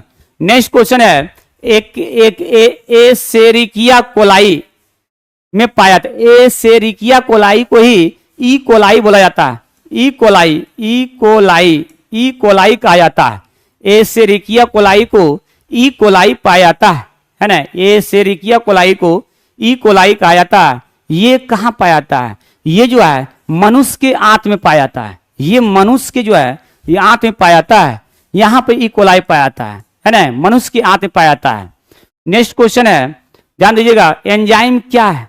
एंजाइम जो है, एंजाइम एक प्रकार का पाचन में मदद करता है। एंजाइम, एंजाइम की क्रिया अगर धीमी हो जाए तो आपका जो है ये पचाने की शक्ति आपका लेट से पचेगा, वो खाना पहुंचेगा, है ना, खाइएगा तो एंजाइम जो एक प्रकार का क्या है, ये जटिल जैविक पदार्थों को सरल अणुओं में परिवर्तित करता है। वे जैविक क्षारकों को फॉस्फेट अणु पड़ते हैं, विषाणु नहीं, वे जटिल कार्बनिक पदार्थों को सरल अणुओं में परिवर्तित करती है। एंजाइम में जो है प्रोटीन पाया जाता है ना, प्रोटीन पाया जाता है, इसमें प्रोटीन भी पाया जाता है, प्रोटीन, है ना, एंजाइम जो है प्रोटीन पाया जाता है। वहां पे जो है उत्प्रेरक का कार्य करता है, ये प्रोटीन का बना होता है ना, प्रोटीन, इसमें जो है एंजाइम जो है प्रोटीन का बना होता है, प्रोटीन का बना होता है ना, ये उत्प्रेरक के रूप में भी कार्य करता है। नेक्स्ट क्वेश्चन आपका चलेंगे हम लोग। नेक्स्ट क्वेश्चन है, एस्टिग्मेटिज्म, एस्टिग्मेटिज्म एक बीमारी है, देश को प्रभावित करता है। अब ये बताइए, एस्टिग्मेटिज्म, रतौंधी, रोहा, ट्रेकोमा, रतौंधी, ये सब क्या करता है?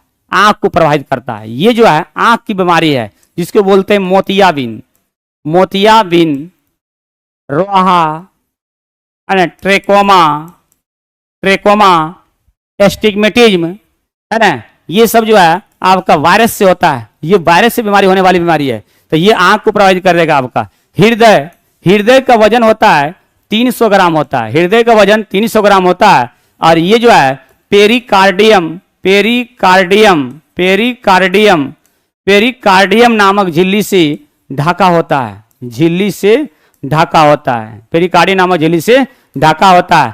कान, कान में जो है 3 प्रकार के हड्डी पाया जाता है कान में, मैलियस, ध्यान दीजिएगा, मैलियस, इनकस और अस्टेपिस, अस्टेपिस, 3 प्रकार। बोलेगा कान में कितने प्रकार के हड्डी, तो 3 प्रकार के हड्डी, मैलियस, इनकस, अस्टेपिस। मैलियस में 2 हड्डी, इनकस में 2 हड्डी और इनकस अस्टेपिस में कितना, 2 हड्डी, तो 2 2 4 2 6 हड्डी हो जाएगा।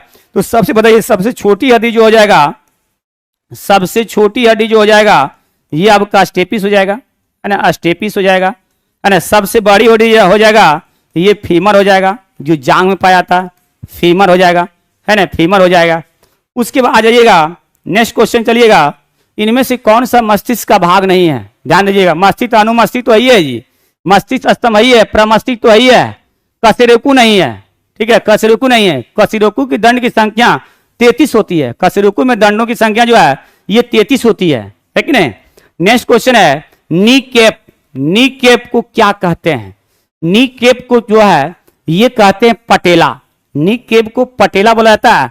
अब पटेला नामक जो हड्डी है, पटेला नामक हड्डी हम लिख देते हैं, पटेला नामक हड्डी, पटेला नामक हड्डी, हड्डी जो है ये घुटना में पाया जाता है, ये घुटना में पाया जाता है। पटेला नामक हड्डी जो है ये घुटना में पाया जाता है, ठीक है, तो आंसर आपका यही हो जाएगा। उसके बाद जो है नेक्स्ट क्वेश्चन है, नेक्स्ट क्वेश्चन, वह गुण जो पीढ़ी 1 पीढ़ी से प्रभावित रखता है, F1 पीढ़ी से, और स्पष्ट रूप से देखा जाता है, स्पष्ट रूप से देखा जाता है, ये क्या है, ये जो है आपका प्रबल, प्रतिसारी, अनुवांशिकी और उपरोक्त सभी हो जाएगा। ये बताइए, आप ही लोग बताइए क्या हो जाएगा। ये जो है F1 पीढ़ी से प्रभाव रखता है, ये हो जाएगा आपका परवल हो जाएगा, आपका 70 का 1 हो जाएगा। 71 जो है बिहार का दूसरा टाइगर रिजर्व कहाँ प्रस्तावित किया गया है, बिहार का जो पहला टाइगर रिजर्व है ये तो आपका वाल्मीकि जी है, ये वाल्मीकि नगर में है, एक ही था। दूसरा जो प्रस्तावित किया गया है नीतीश कुमार के द्वारा, ये जो आपका कैमूर, कैमूर में किया गया है ना, कैमूर जिला, ठीक है, कैमूर जिला। और दुर्गावती जलप्रपात जो है, दुर्गावती जलप्रपात, दुर्गापति जलप्रपात, दुर्गापति जलप्रपात जो है कैमूर जिला में ही है, कैमूर में। ये दरोगा में पूछा हुआ क्वेश्चन है, 1275 वाला दरोगा में, 1275 सीट वाला दरोगा में सेकंड शिफ्ट, सेकंड शिफ्ट में पूछा गया है, ठीक है, 1275 का सेकंड शिफ्ट, सेकंड शिफ्ट लिख दीजिएगा, सेकंड शिफ्ट दुर्गापति जलप्रपात आपका कैमूर जिला में है। कौन सा क्वेश्चन कहाँ पूछेगा नहीं पूछेगा, हर शिफ्ट बाय शिफ्ट हम बता देंगे, ठीक है। तो आप लोग जुड़े रहिए बड़ी तरीके से, है ना। चलिए उसके बाद बताइएगा आप लोग जो है नेक्स्ट क्वेश्चन, नेक्स्ट क्वेश्चन है बिहार में उड़ान योजना के तहत 6 एयरपोर्ट के किन जिलों में विकसित किए जाएंगे, कौन कौन सा जिले में विकसित किए जाएंगे, मुंगेर, पश्चिम चंपारण, मधुबनी, मुंगेर, सहरसा, सुपौल में सभी, बताइए आप लोग, है ना, बताइए। बिहार के उड़ान योजना के तहत 6 एयरपोर्टों को किन किन जिलों में विकसित किए जाएंगे, तो मुंगेर, पश्चिम चंपारण, मधुबनी, मुंगेर, सहरसा, सुपौल उपयुक्त सभी, सभी जिलों में किए जाएंगे। नेक्स्ट क्वेश्चन, बिहार से क्वेश्चन बहुत बढ़िया है। बिहार राज्य का पहला लघु मॉड्यूल रिएक्टर SMR आधारित परमाणु ऊर्जा संयंत्र किस जिले में स्थापित किया जा रहा है, परमाणु जिला बताइए, 73 नंबर बताइएगा। ये जो बताइएगा आपका ये नवादा जिला, नवादा, नवादा में ही जो है ये ककोला जलप्रपात है, ककोलत, ककोलत जलप्रपात है ना, जलप्रपात प्रपात है ना। उसके बाद जो है पटना में तो बहुत सारा संजय गांधी जैविक राष्ट्रीय उद्यान कहाँ है, यही पटने में है, संजय जैविक राष्ट्रीय उद्यान,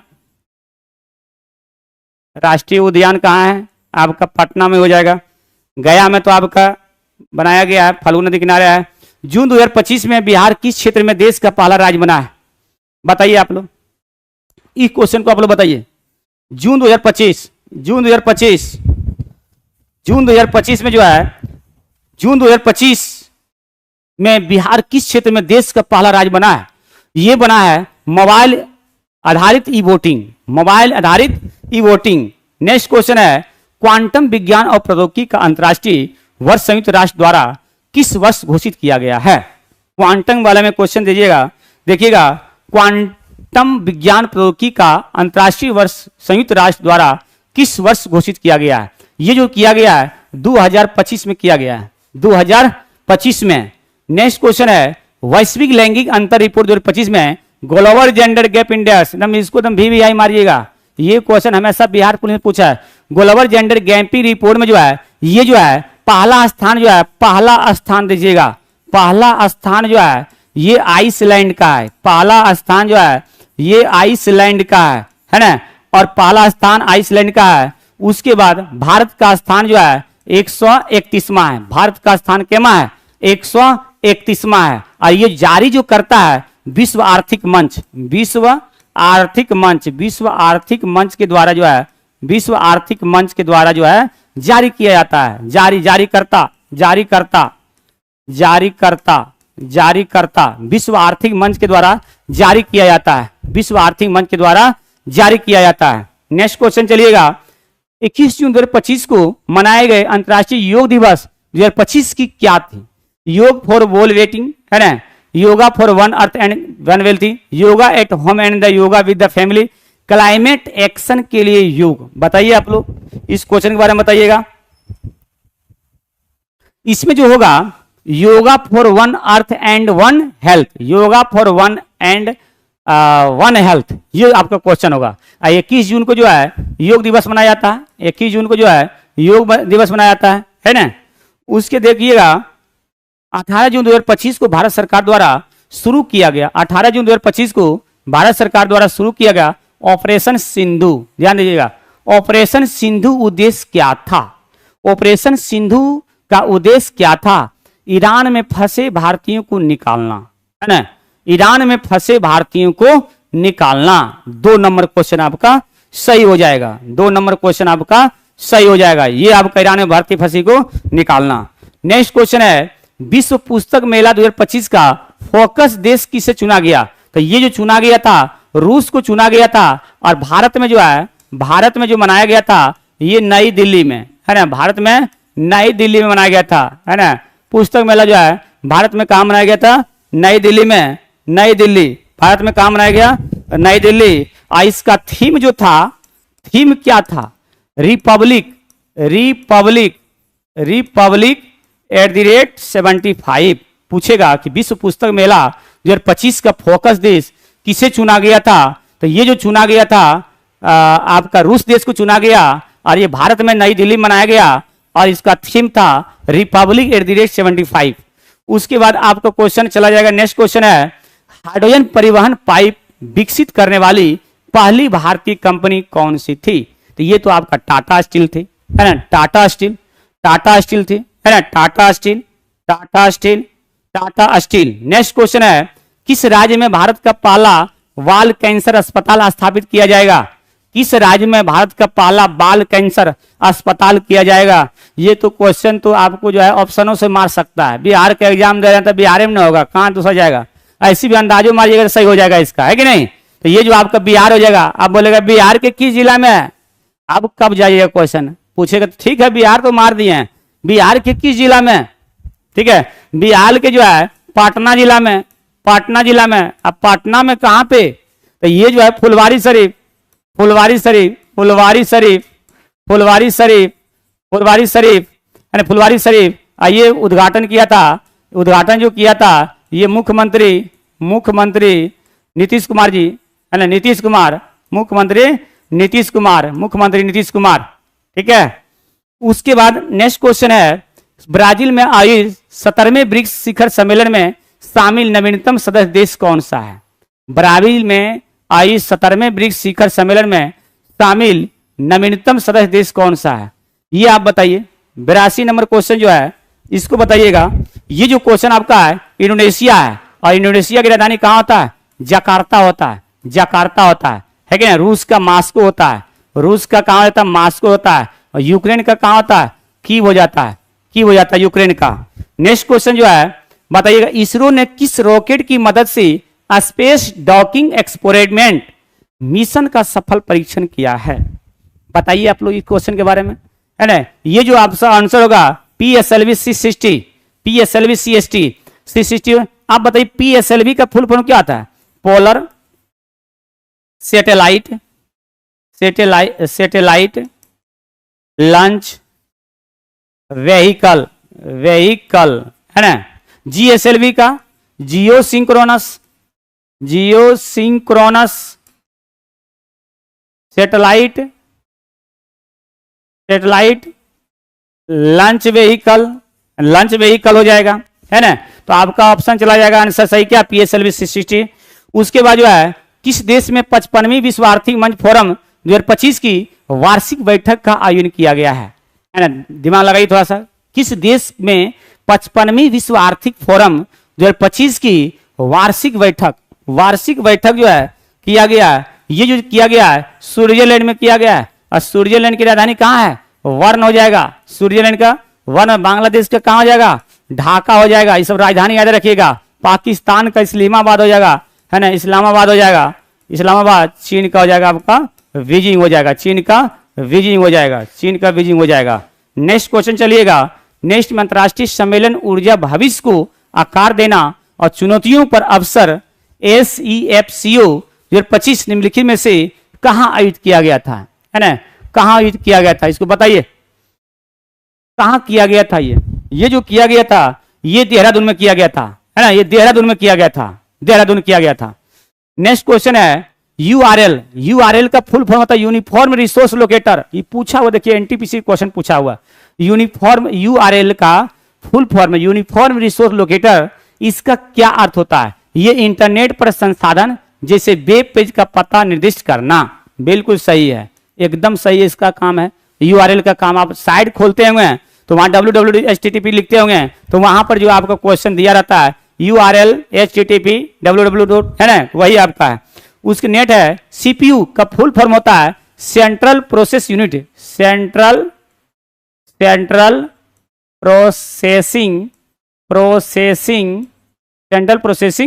यूनिट, है ना। हिंदी में लिख दिए हैं, कोई दिक्कत नहीं है। ALU का आपका लिखा है अर्थमेटिक लॉजिक यूनिट। CPU को कंप्यूटर का मस्तिष्क बोला जाता है ना। कंप्यूटर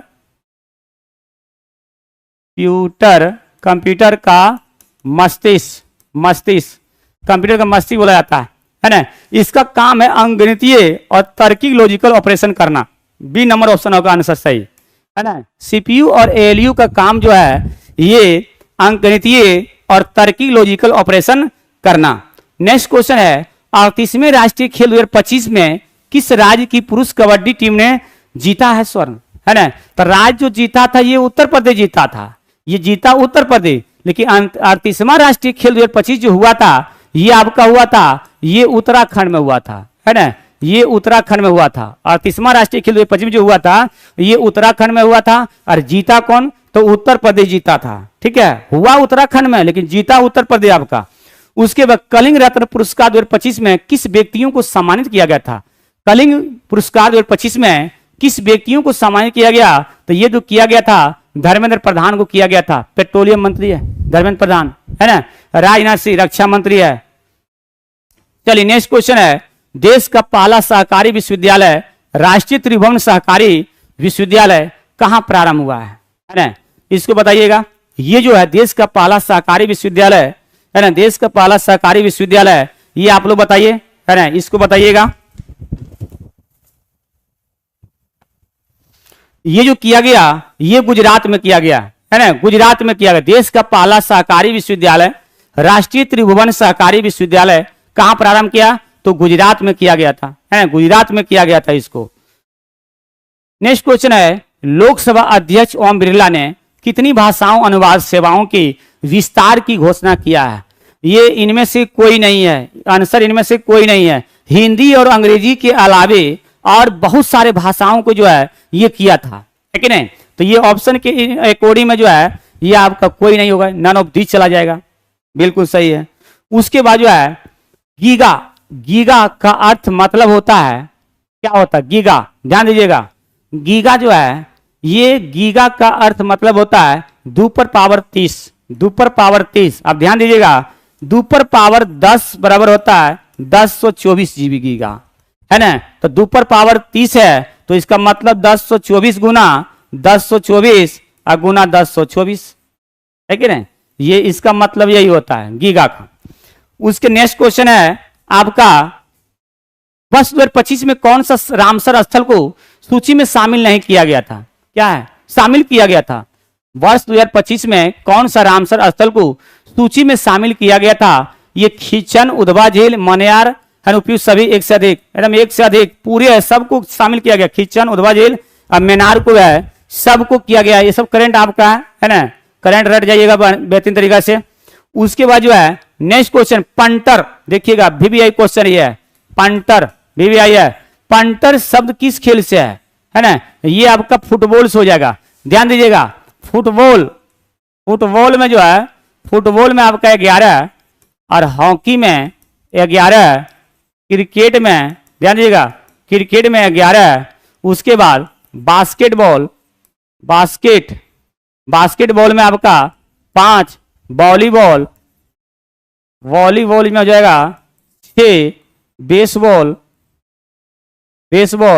9, कबड्डी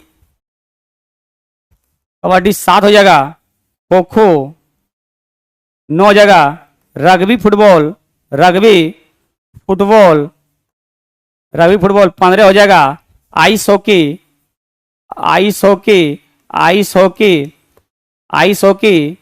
6 हो जाएगा, है ना। बैडमिंटन 1 या 2 हो जाएगा, टेनिस 1 या 2 हो जाएगा, है कि नहीं। ये सब जो है सो क्वेश्चन आप लोग जो है सो सारा लिख लीजिएगा, ठीक है। तो ये आपका पंटर जो है फुटबॉल से हो जाएगा। विश्व की सबसे बड़ा चिड़ियाघर कौन सा है ना, विश्व की सबसे बड़ा चिड़ियाघर कौन सा है। ये जो है ये क्वेश्चन जो आपका दिया गया है, ये कोई भी ऑप्शन लगता है मैचिंग नहीं कर रहा है इसमें। ये दिया जो है विश्व का सबसे बड़ा चिड़ियाघर जो है, ये बहुत तरह का इसका आंसर होता है। ये प्रजाति के अनुकूल जो है आपका मास्को में दिया गया है कि नहीं, ये रूस में दिया गया है। प्रजातियों के अनुकूल जो है ये आपका हिसाब से मास्को में चिड़ियाघर सबसे बड़ा है। इस क्वेश्चन थोड़ा दुविधा टाइप में है ना, इसको छोड़ देते हैं ये क्वेश्चन। नेक्स्ट क्वेश्चन जो आपको दिया गया, जय माता अभ्यास, बढ़िया क्वेश्चन है। जय माता अभ्यास 2025 किन किन देशों के बीच होता है। जय माता, तो ये भारत और जापान होता है, भारत और जापान। जय माता अभ्यास 2025 किन किन देशों के बीच होता है, तो भारत और जापान के बीच होता है ना, भारत और जापान के बीच होता है, बिल्कुल सही है ना, भारत और जापान के बीच होता है जय माता, है ना। वरुण अभ्यास भारत और रूस, सिम्बेक्स भारत और सिंगापुर, ऑसेंडिक भारत और ऑस्ट्रेलिया, है ना। वरुण अभ्यास नेपाल। उसके बाद नेक्स्ट क्वेश्चन है, चंद्रगुप्त द्वितीय का पुत्र उत्तराधिकारी कौन था। ध्यान दीजिएगा, चंद्रगुप्त सबसे पहले बात है, चंद्रगुप्त द्वितीय की पुत्री का नाम क्या थे। चंद्रगुप्त द्वितीय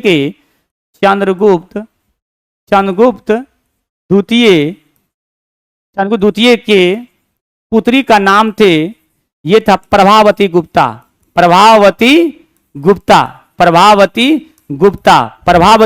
थे। चंद्रगुप्त द्वितीय पुत्री का नाम क्या थे, प्रभावती गुप्ता, है ना, प्रभावती गुप्ता। तो ये तो उत्तराधिकारी थे आपका, ये कौन थे, कुमारगुप्त प्रथम, है ना। 97 हो जाएगा आपका, कुमारगुप्त प्रथम हो जाएगा। उसके बाद जो है नेक्स्ट क्वेश्चन चलिएगा, भारत के किस हिस्से में ठंडी पर्वतीय जलवायु पाई जाती है। भारत के किस हिस्से में ठंडी पर्वतीय जलवायु पाई जाती है। दक्षिणी, पूर्वी, पश्चिमी, उत्तरी में पाई जाती है ठंडी ज्यादा। जैसे उत्तरी में आपका पड़ता है जम्मू कश्मीर, है ना, जम्मू कश्मीर पड़ जाता है, जम्मू कश्मीर।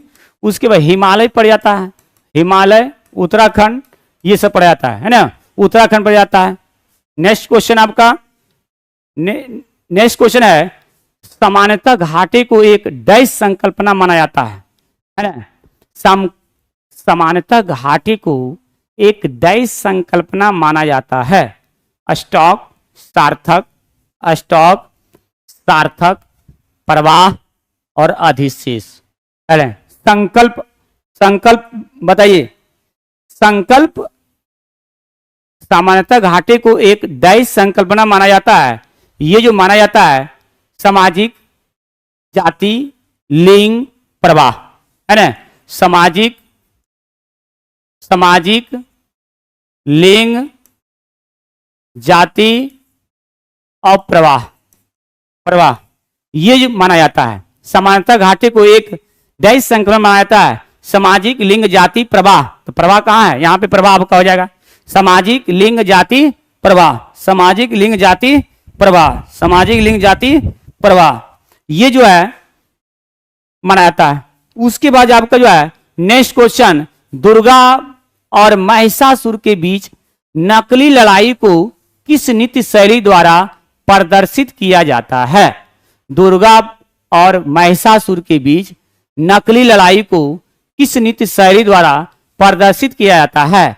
ये जो किया जाता है ये डांडिया जो है ये गुजरात का है, डांडिया गुजरात का है और गरबा गुजरात का है। गरबा भी गुजरात का है, डांडिया भी गुजरात का है। कालबेलिया ये राजस्थान का है, कालबेलिया ये राजस्थान का है। घूमर ये भी राजस्थान का है, घूमर ये भी राजस्थान का है। घूमर जो है ये भी आपका क्या हो जाएगा, राजस्थान का है। घूमर क्या हो जाएगा, ये राजस्थान का है। घूमर क्या हो जाएगा, ये राजस्थान का है। तो आपका आंसर जो है कहां चला जाएगा, ये जो है 100 नंबर जो क्वेश्चन दिया गया है, 100 नंबर क्वेश्चन, दुर्गा और महिषासुर के बीच नकली लड़ाई को किस नृत्य शैली द्वारा प्रदर्शित किया जाता है। ये जो है डांडिया रस जो है ये गुजरात का है और गरबा भी गुजरात का है। घूमर राजस्थान का है, कालबेलिया राजस्थान का है। दुर्गा पूजा जो है ध्यान दीजिएगा, दुर्गा पूजा जो है वेस्ट बंगाल का मुख्य त्योहार है। वेस्ट बंगाल मुख्य त्योहार है वेस्ट बंगाल का।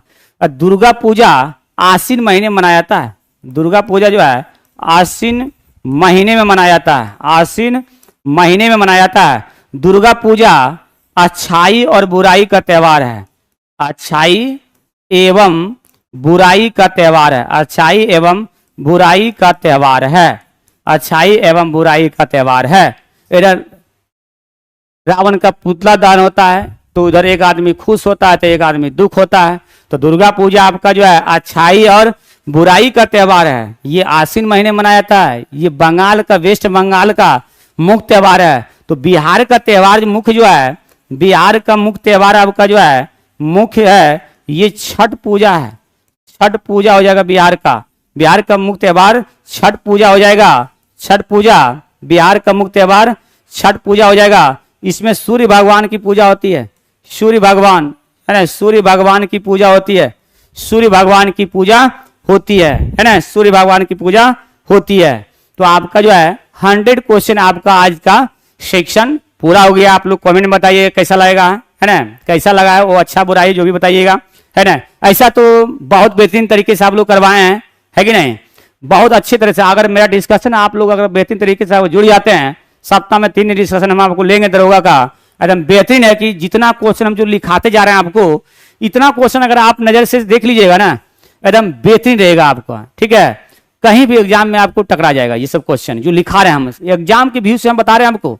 जो 1799 पोस्ट के दरोगा का एग्जाम 18 और 21 जनवरी को है, इसमें नॉर्मलाइजेशन होने जा रहा है। तो नॉर्मलाइजेशन होने जा रहा है तो इसमें आपका क्वेश्चन की संख्या किसमें करंट ज्यादा पूछ देगा, किसमें कम पूछ देगा, किसी में इकोनॉमी ज्यादा, किसी में हिस्ट्री ज्यादा, किसी में पॉलिटी ज्यादा। तो नॉर्मलाइजेशन फैक्टर आपका थोड़ा चांस करेगा 2 से 4 क्वेश्चन। तो आप लोग जो है मेरा सेक्शन में आप जुड़िए और बेहतरीन तरीके से आप लोग को डिस्कशन कराएंगे, मुख्य बिंदु पर बात करेंगे, जहां जहां डिस्कशन कराएंगे, जहां जहां से क्वेश्चन पूछा जाता है उस पर हम ज्यादा विशेष चर्चा करते हैं, है ना। तो जो भी क्वेश्चन आज का जो जैसा लगा हुआ आप लोग कमेंट में बताइएगा, है कि नहीं। और जहां तक है कि हम आप लोग को 100% योगदान देने जाएंगे ही और बेहतरीन तरीके से आप लोग कराएंगे डिस्कशन, ठीक है। तो आप लोग जुड़े रहिएगा हमेशा, है ना। जब भी टेस्ट आपका होगा, सप्ताह में 3 दिन आपका दरोगा का टेस्ट डिस्कशन होगा, मेरे के द्वारा ही लिया जाएगा आपका लोग का टेस्ट, ठीक है। तो डिस्कशन हम ही करवाएंगे आपको और आप लोग जुड़ जाइएगा, ठीक है। और बेहतरीन तरीके से आप पढ़िए, मेरे साथ में जुड़िए, है ना। तो मनोज हंस रेलवे ब्लॉग अच्छा है सर, बिल्कुल बहुत अच्छा है, बहुत अच्छा है। कैसे आप लोग हैं? है ना, बहुत अच्छा है। और हम आपके जो है सो, और आप लोग सभी लोग जितने भी जॉब भी कर रहे हैं सब लोग जुड़ जाइएगा आप लोग, है कि नहीं? तो सही है। और तब तक ले जो है सो यहीं तक रखते हैं इस वीडियो को। ठीक है, थैंक यू, धन्यवाद।